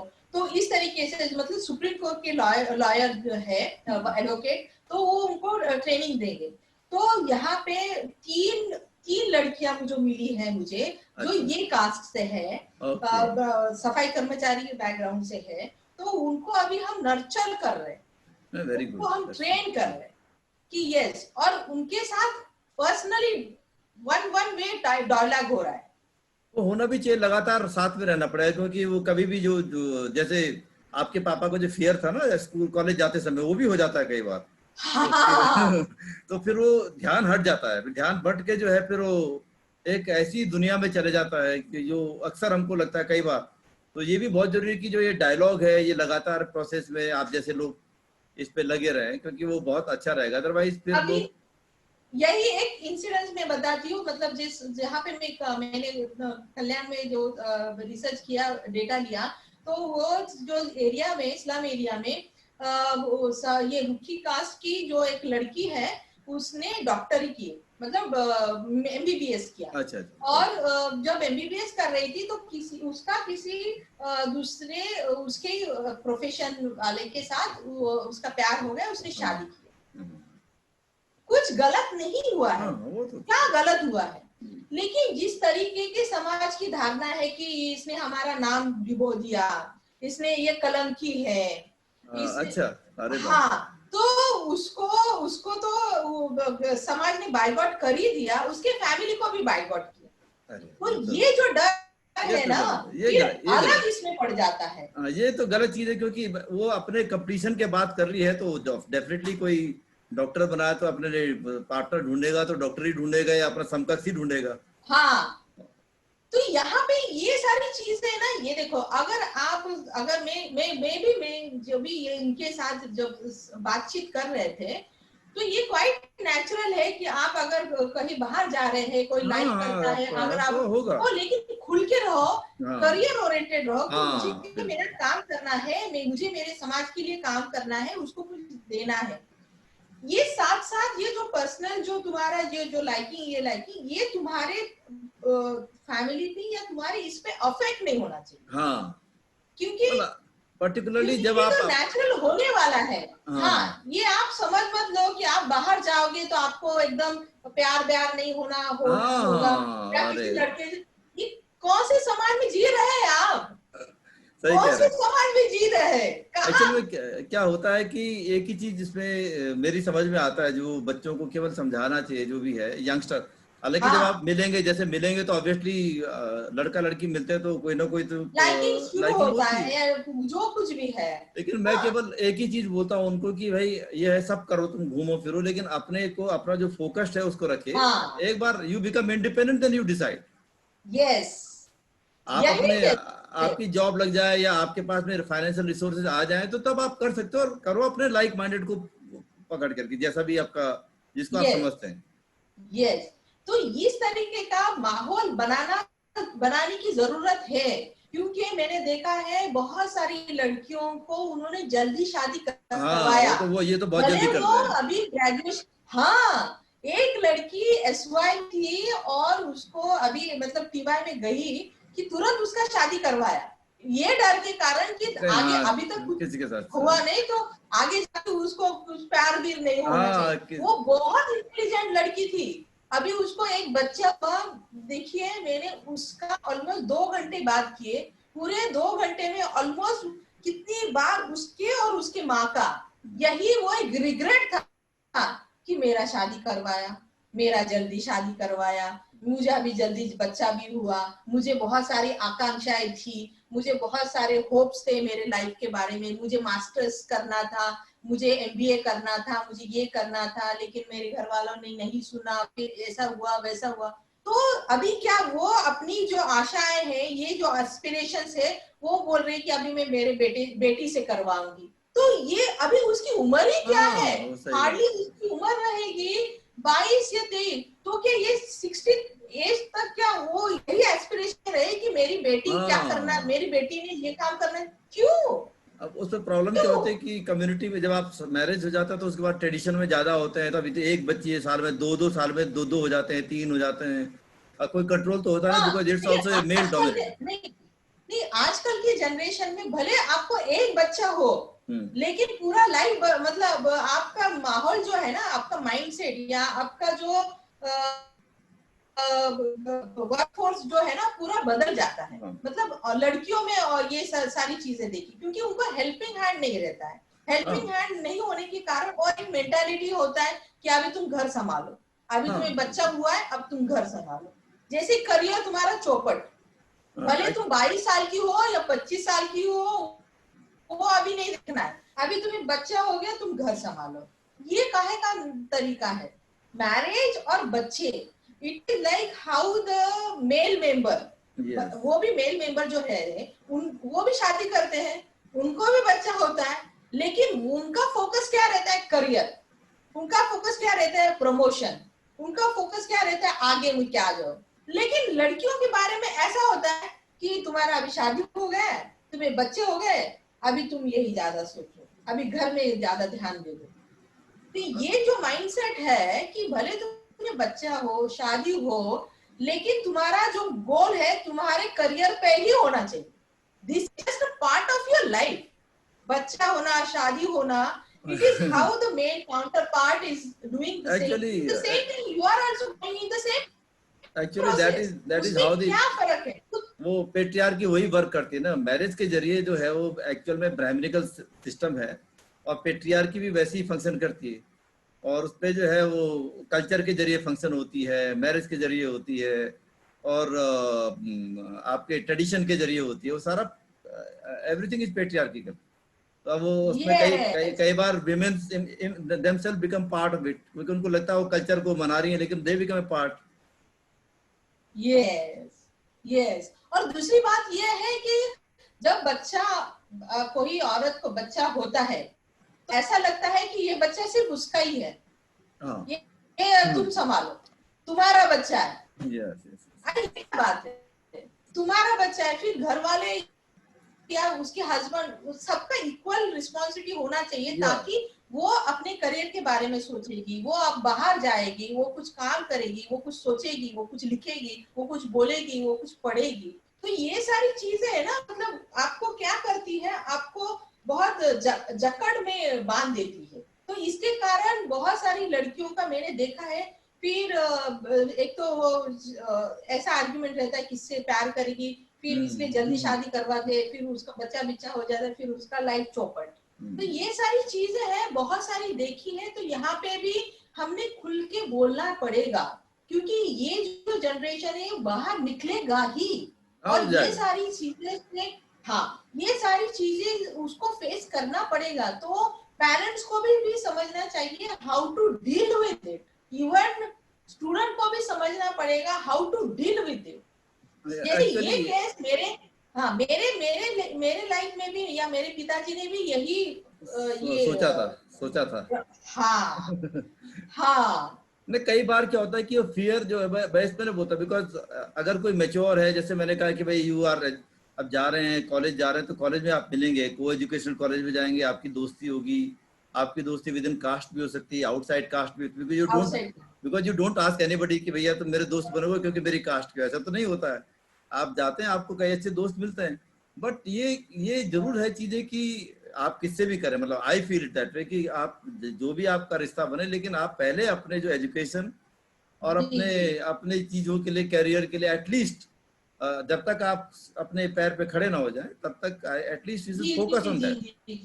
उसके बाद फिर डिसाइड करो जो भी है। बट जी, क्योंकि मैंने देखा कि ये बहुत ज्यादा, मोस्टली लड़कियों के बारे में तो ये होना ही चाहिए, क्योंकि being a male, at least he has a privilege. Yes. Even if he gets married, absolutely. Even if he has a children, if still he gets a privilege, he go out, he goes out, he talk, वो आगे career करता है, job करता है। लेकिन लड़कियों के case में वो नहीं रहता है। तो इसीलिए being a girl, तो हमने बहुत ये माइंडसेट में रखना है, नहीं मुझे मेरा पहला करियर सेट करना है, मुझे पहले एक अच्छे मुकाम पे जाना है, उसके बाद ही जो कुछ भी करना है वो, क्योंकि समाज आपको उस तरीके का सपोर्ट नहीं देगा, फैमिली आपको उस तरीके का सपोर्ट नहीं देगा। जब आपको मालूम है आपको कहीं से भी सपोर्ट नहीं मिलेगा, तो फिर आप बहुत क्लियर होना चाहिए कि मुझे सिर्फ मेरा गोल अभी फर्स्ट क्लियर करना है।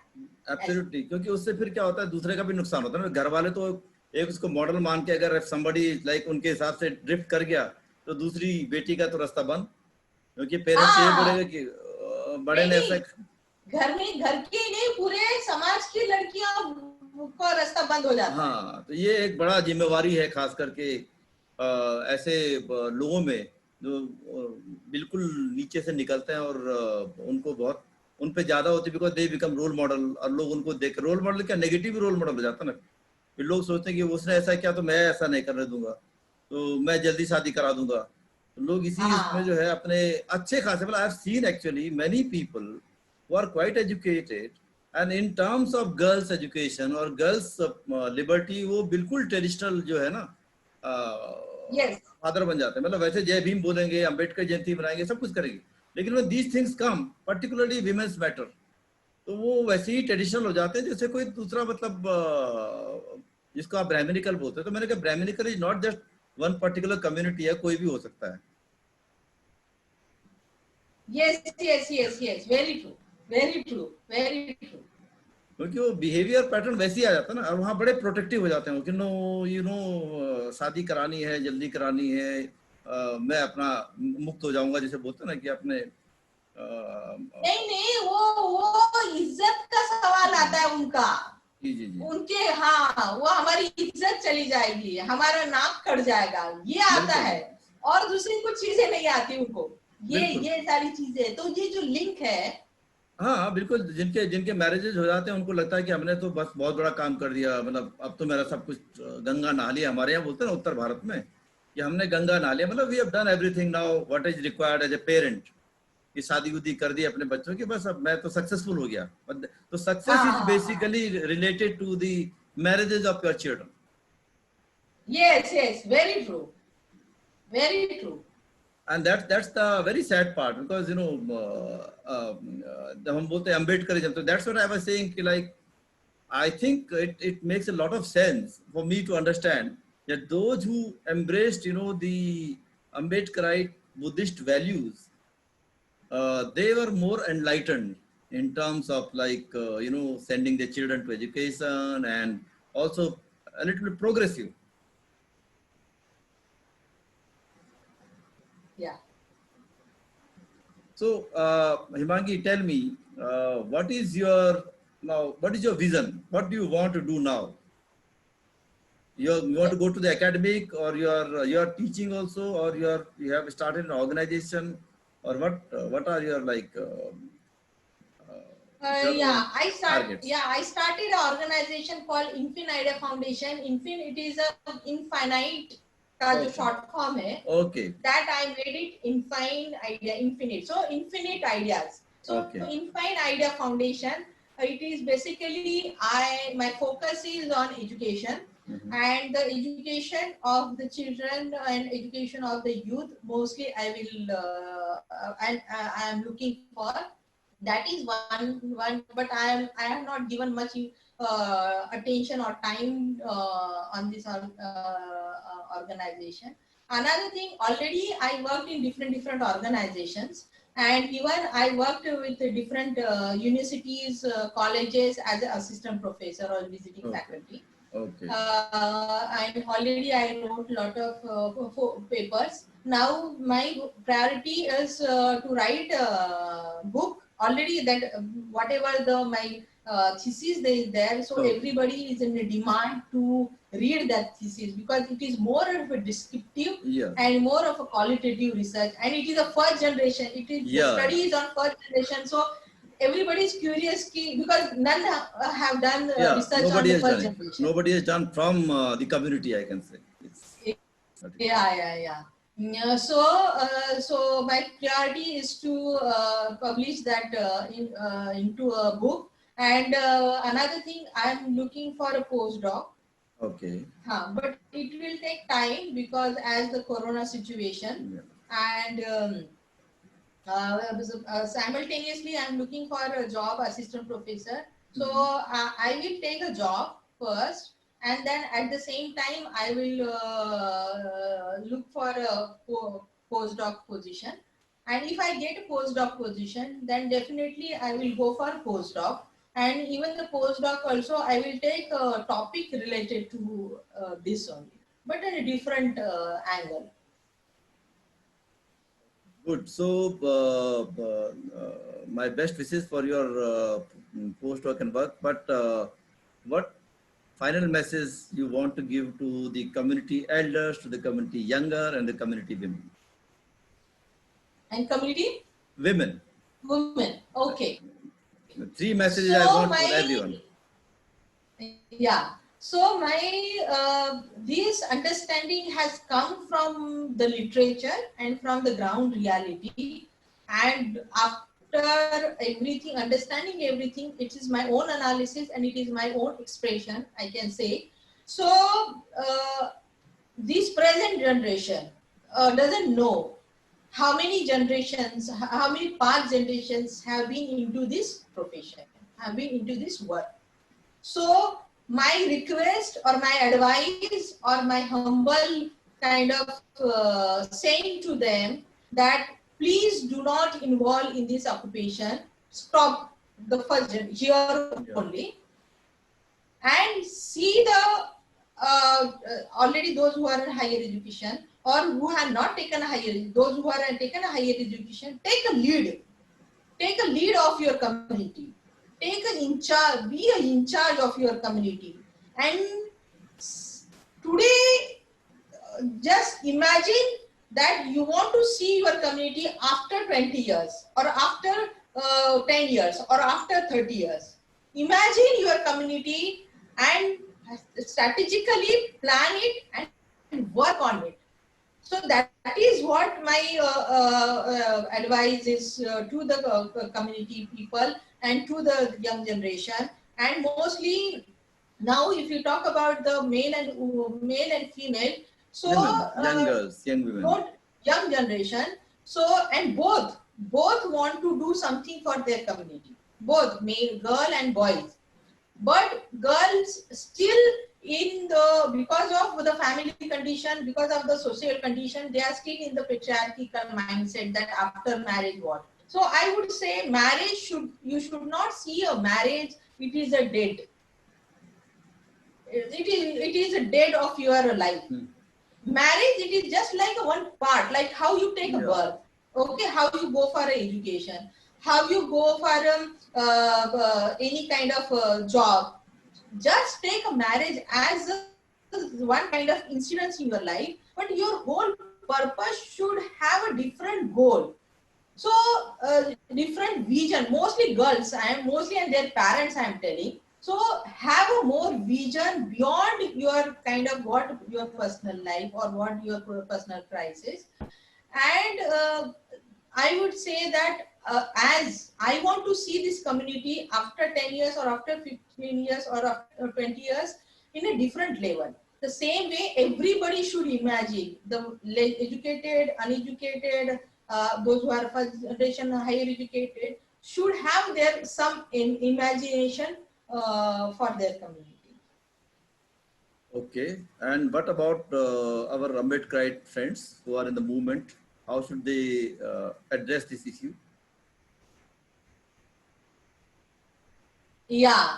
So what I see, I also been a part of this Ambedkarite movement and fully Ambedkarite movement. And even some of the conferences I attended, some of the public speaking I attended, but none of them have talked on the Safai Karmachari issue. None of them have talked. Maybe either because from the Safai community, there is no such kind of leader who has come or who has dialogue with them or who has penetrated their issue. Yes, this is also very relevant and important because majority, almost 95% are SCs, but still SCs are only not talking on this SC people. So how this controversy? So we really have to work on this and really give important to that community. And those who are first generation educated, take them with you, because what I hear is the caste dynamics comes.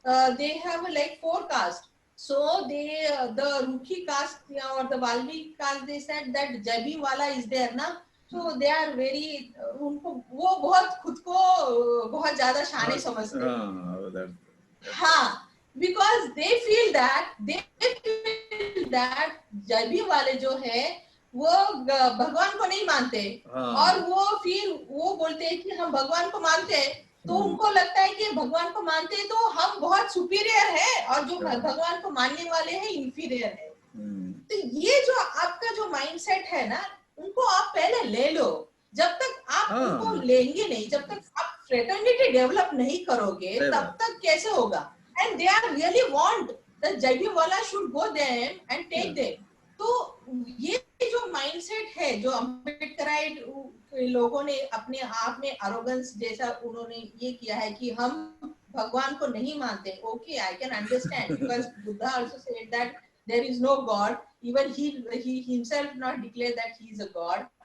Neither Baba Sahib has given any importance to the God.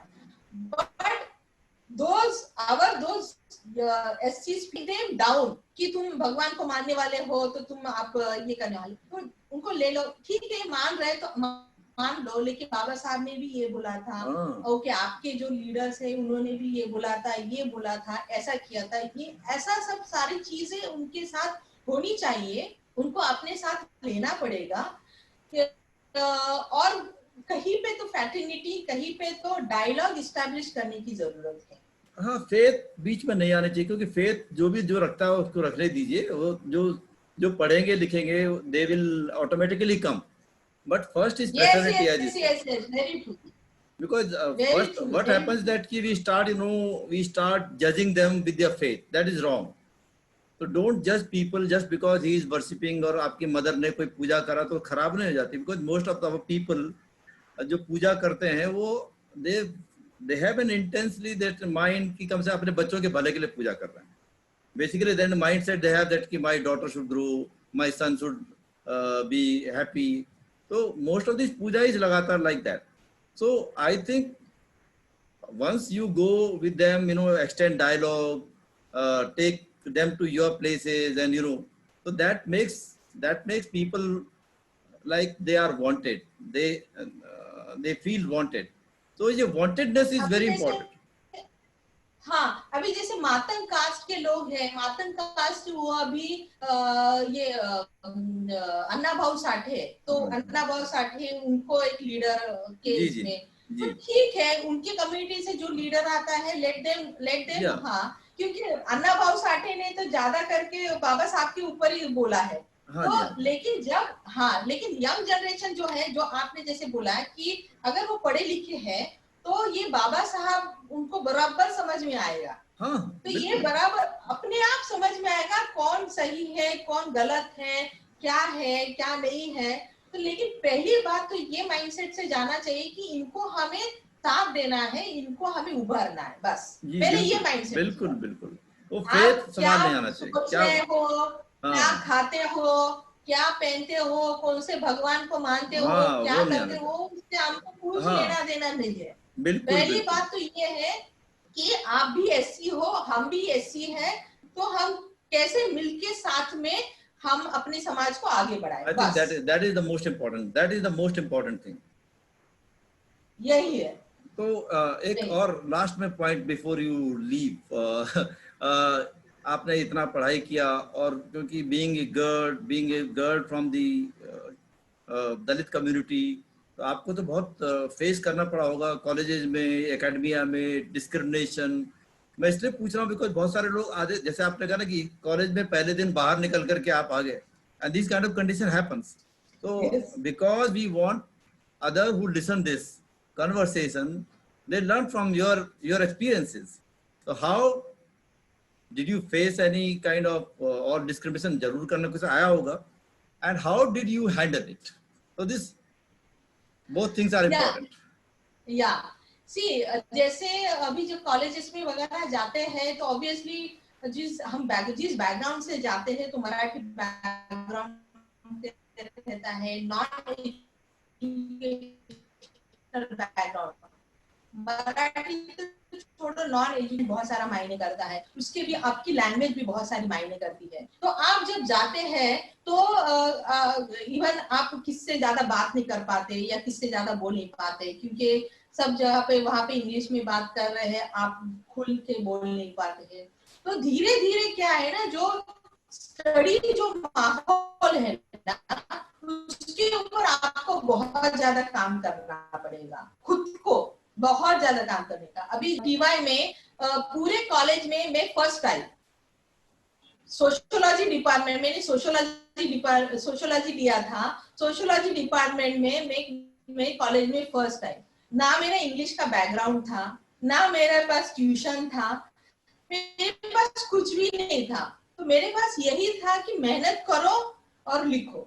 मतलब literally कितनी घंटे पढ़ाई करते थे मालूम नहीं था, और उसमें से डिक्शनरी तो एकदम सिर के बाजू में ही रहता था। सोते समय भी पहले उठो तो डिक्शनरी, सो तो डिक्शनरी, क्योंकि उसके बिना आप जियोगे कैसे? क्योंकि आप ऐसे इन्वायरमेंट जहाँ गए हो कि यहाँ पे घर में किसी का ई भी नहीं मालूम इंग्लिश का, घर में ई भी नहीं मालूम, कोई पढ़ा लिखा नहीं है घर में। आप जब बाहर जा रहे हो तो बाहर आपको कैसे फेस करना है, क्वेश्चन कैसे रेज करना है, या किसी ने क्वेश्चन पूछा तो उसको आंसर कैसे देना है, ये। और आपके जो फ्रेंड्स रहते हैं वो भी अलग अलग अच्छे अच्छे बैकग्राउंड के रहते हैं, तो उसमें भी आपको उस तरीके से आपको मेंटेन करना है। तो आपके पास एक ही रहता है कि आपको आपकी पढ़ाई के ऊपर ध्यान देना है। अगर आपका पढ़ाई कम हो गया तो आपका स्टेटस भी कम होता है कि ये तो इसको कुछ आता नहीं है। लेकिन अगर आप पढ़ाई में अच्छे हो तो टीचर भी आपको ध्यान देते हैं, आपके फ्रेंड्स भी आपके ऊपर ध्यान देते हैं, यस इसको आता है, इसको बहुत अच्छे से आता है कुछ सारी चीज। तो ये तो आपकी मेहनत है, ये तो आपका स्ट्रगल है, ये तो इंडिविजुअल लेवल पे ही करना पड़ेगा। भले आपको कोई बोले इसका इंग्लिश अच्छा नहीं है, इसका ग्रामर अच्छा नहीं है, इसको प्रोनाउंसिएशन अच्छा आता नहीं, इसको लिखना अच्छा आता नहीं है, कुछ भी बोले, गंदे से गंदे कुछ भी बोले, तुम अपना कॉन्फिडेंस जो है या अपना जो खुद को प्रेजेंट करने का है वो छोड़ने का नहीं, या उसके ऊपर मायूस होने का नहीं कि मुझे इंग्लिश नहीं आता, इसने मुझे बोला कि तुम्हें कुछ आता नहीं है, तुम्हें ये नहीं आता है, तुम्हें वो नहीं आता है, उससे कुछ मायूस होने की जरूरत नहीं है। मुझे जितना आता है वही मेरे लिए बहुत बड़ी चीज है, क्योंकि मैं जिस बैकग्राउंड से आई हूँ, मुझे मालूम है किस स्ट्रगल से आई हूँ, और ये यहाँ तक आने के लिए मैंने कितने पापड़ बेले हैं।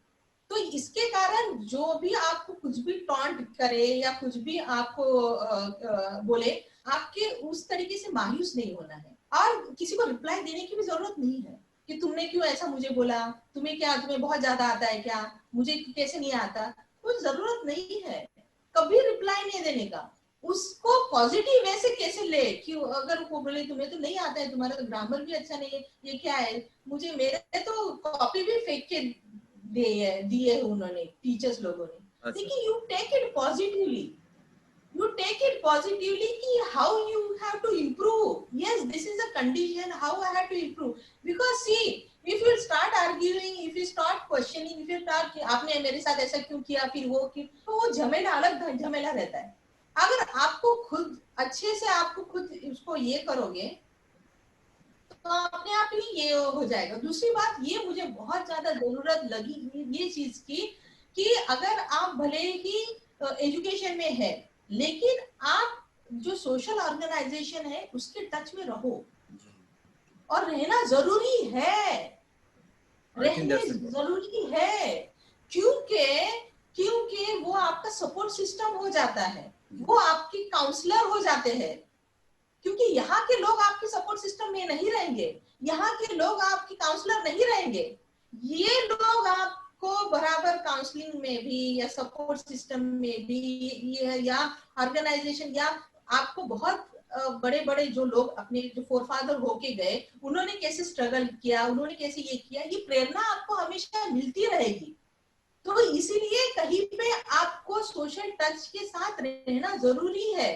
तो इसलिए अगर आपको सोशल टच में नहीं रहेंगे ना, तो अगर थोड़ा भी कुछ हो गया तो मायूस हो गए, थोड़ा भी रेस्ट्रिक्शन हो गया तो आपको लगेगा ये मेरे साथ ही क्यों होता है, क्योंकि मैं दलित हूँ इसलिए मैं ऐसा हूँ। अरे आप जब आपको समझ में आ जाएगा सोशल ऑर्गेनाइजेशन की ये स्ट्रक्चर ही ऐसा है और ये bound to happen with you, ये is bound to happen with you, ये जब समझ में आएगा देन यू विल स्ट्रगल।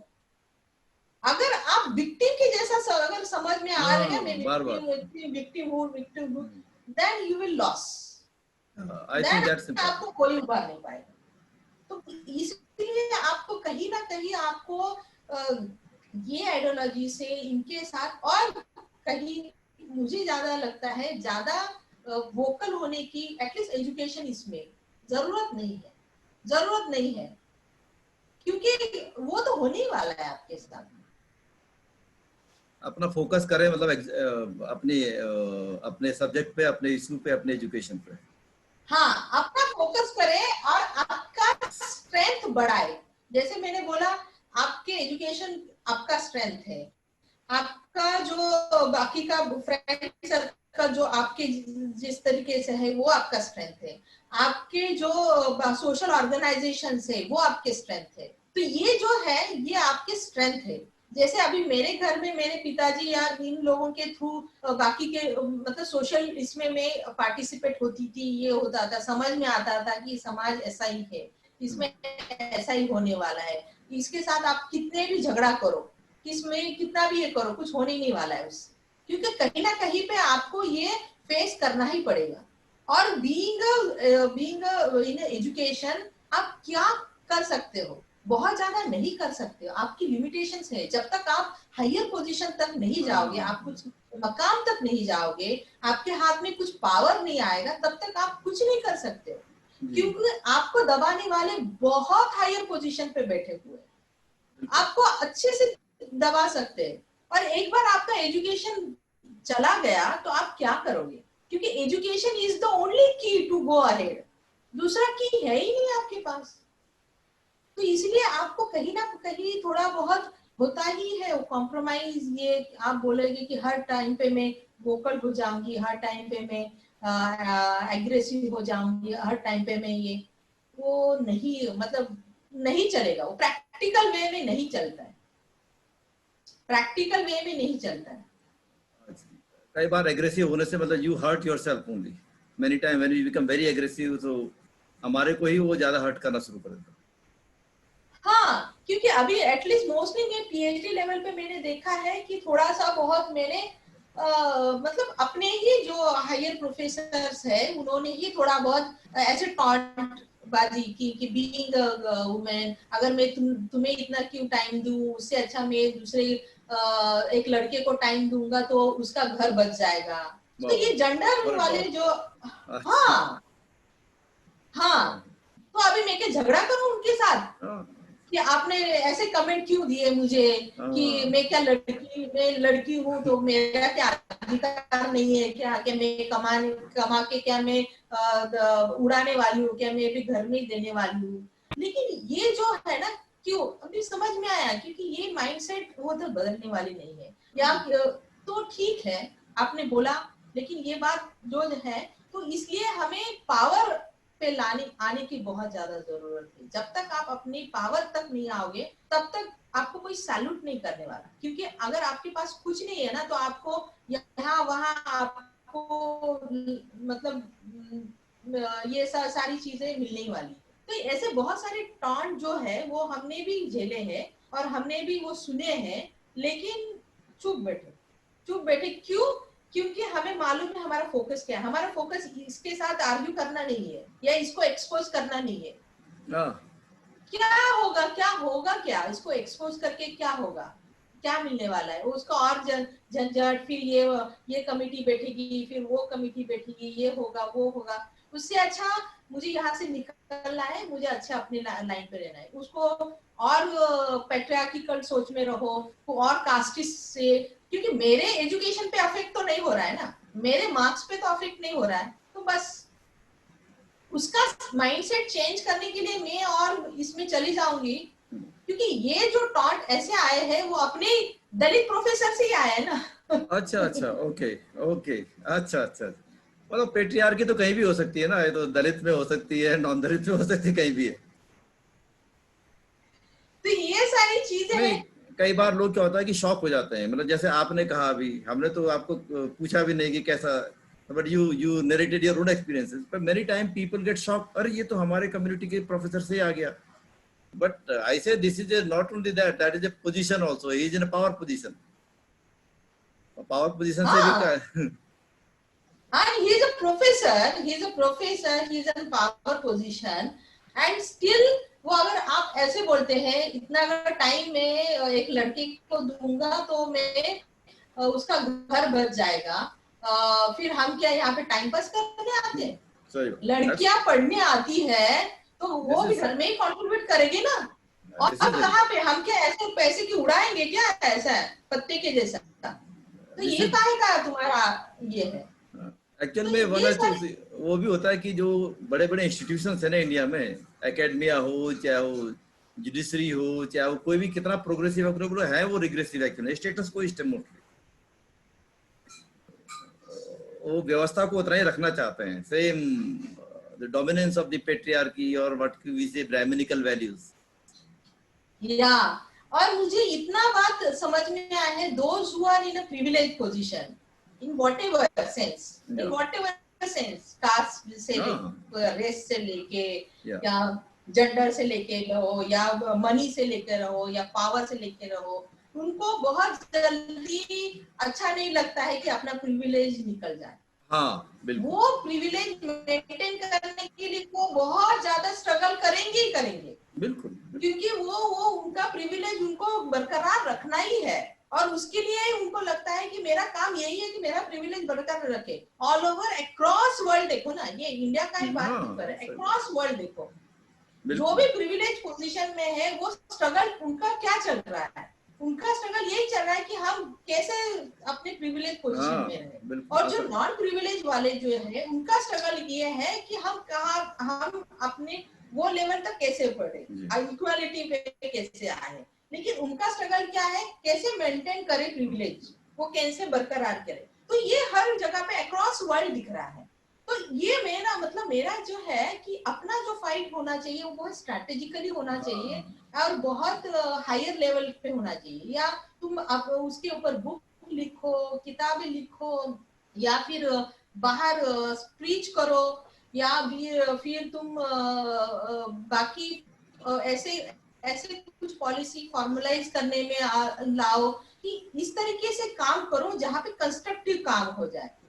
अभी बहुत सारे मैंने देखा है कि ऐसे पढ़ा है कि महिलाएं हैं कि वो जैसे एक आईआईटी के एक लड़की ने सुसाइड इसलिए किया था क्योंकि उसके इन-लॉज उसको परेशान कर रहे थे। तो ये कुछ माइंडसेट जो है ना, कहीं पे आप उस माहौल पे नहीं घोलना चाहिए कि जहाँ पे आपका मेंटल एंड इमोशनल स्टेटस खराब हो जाए।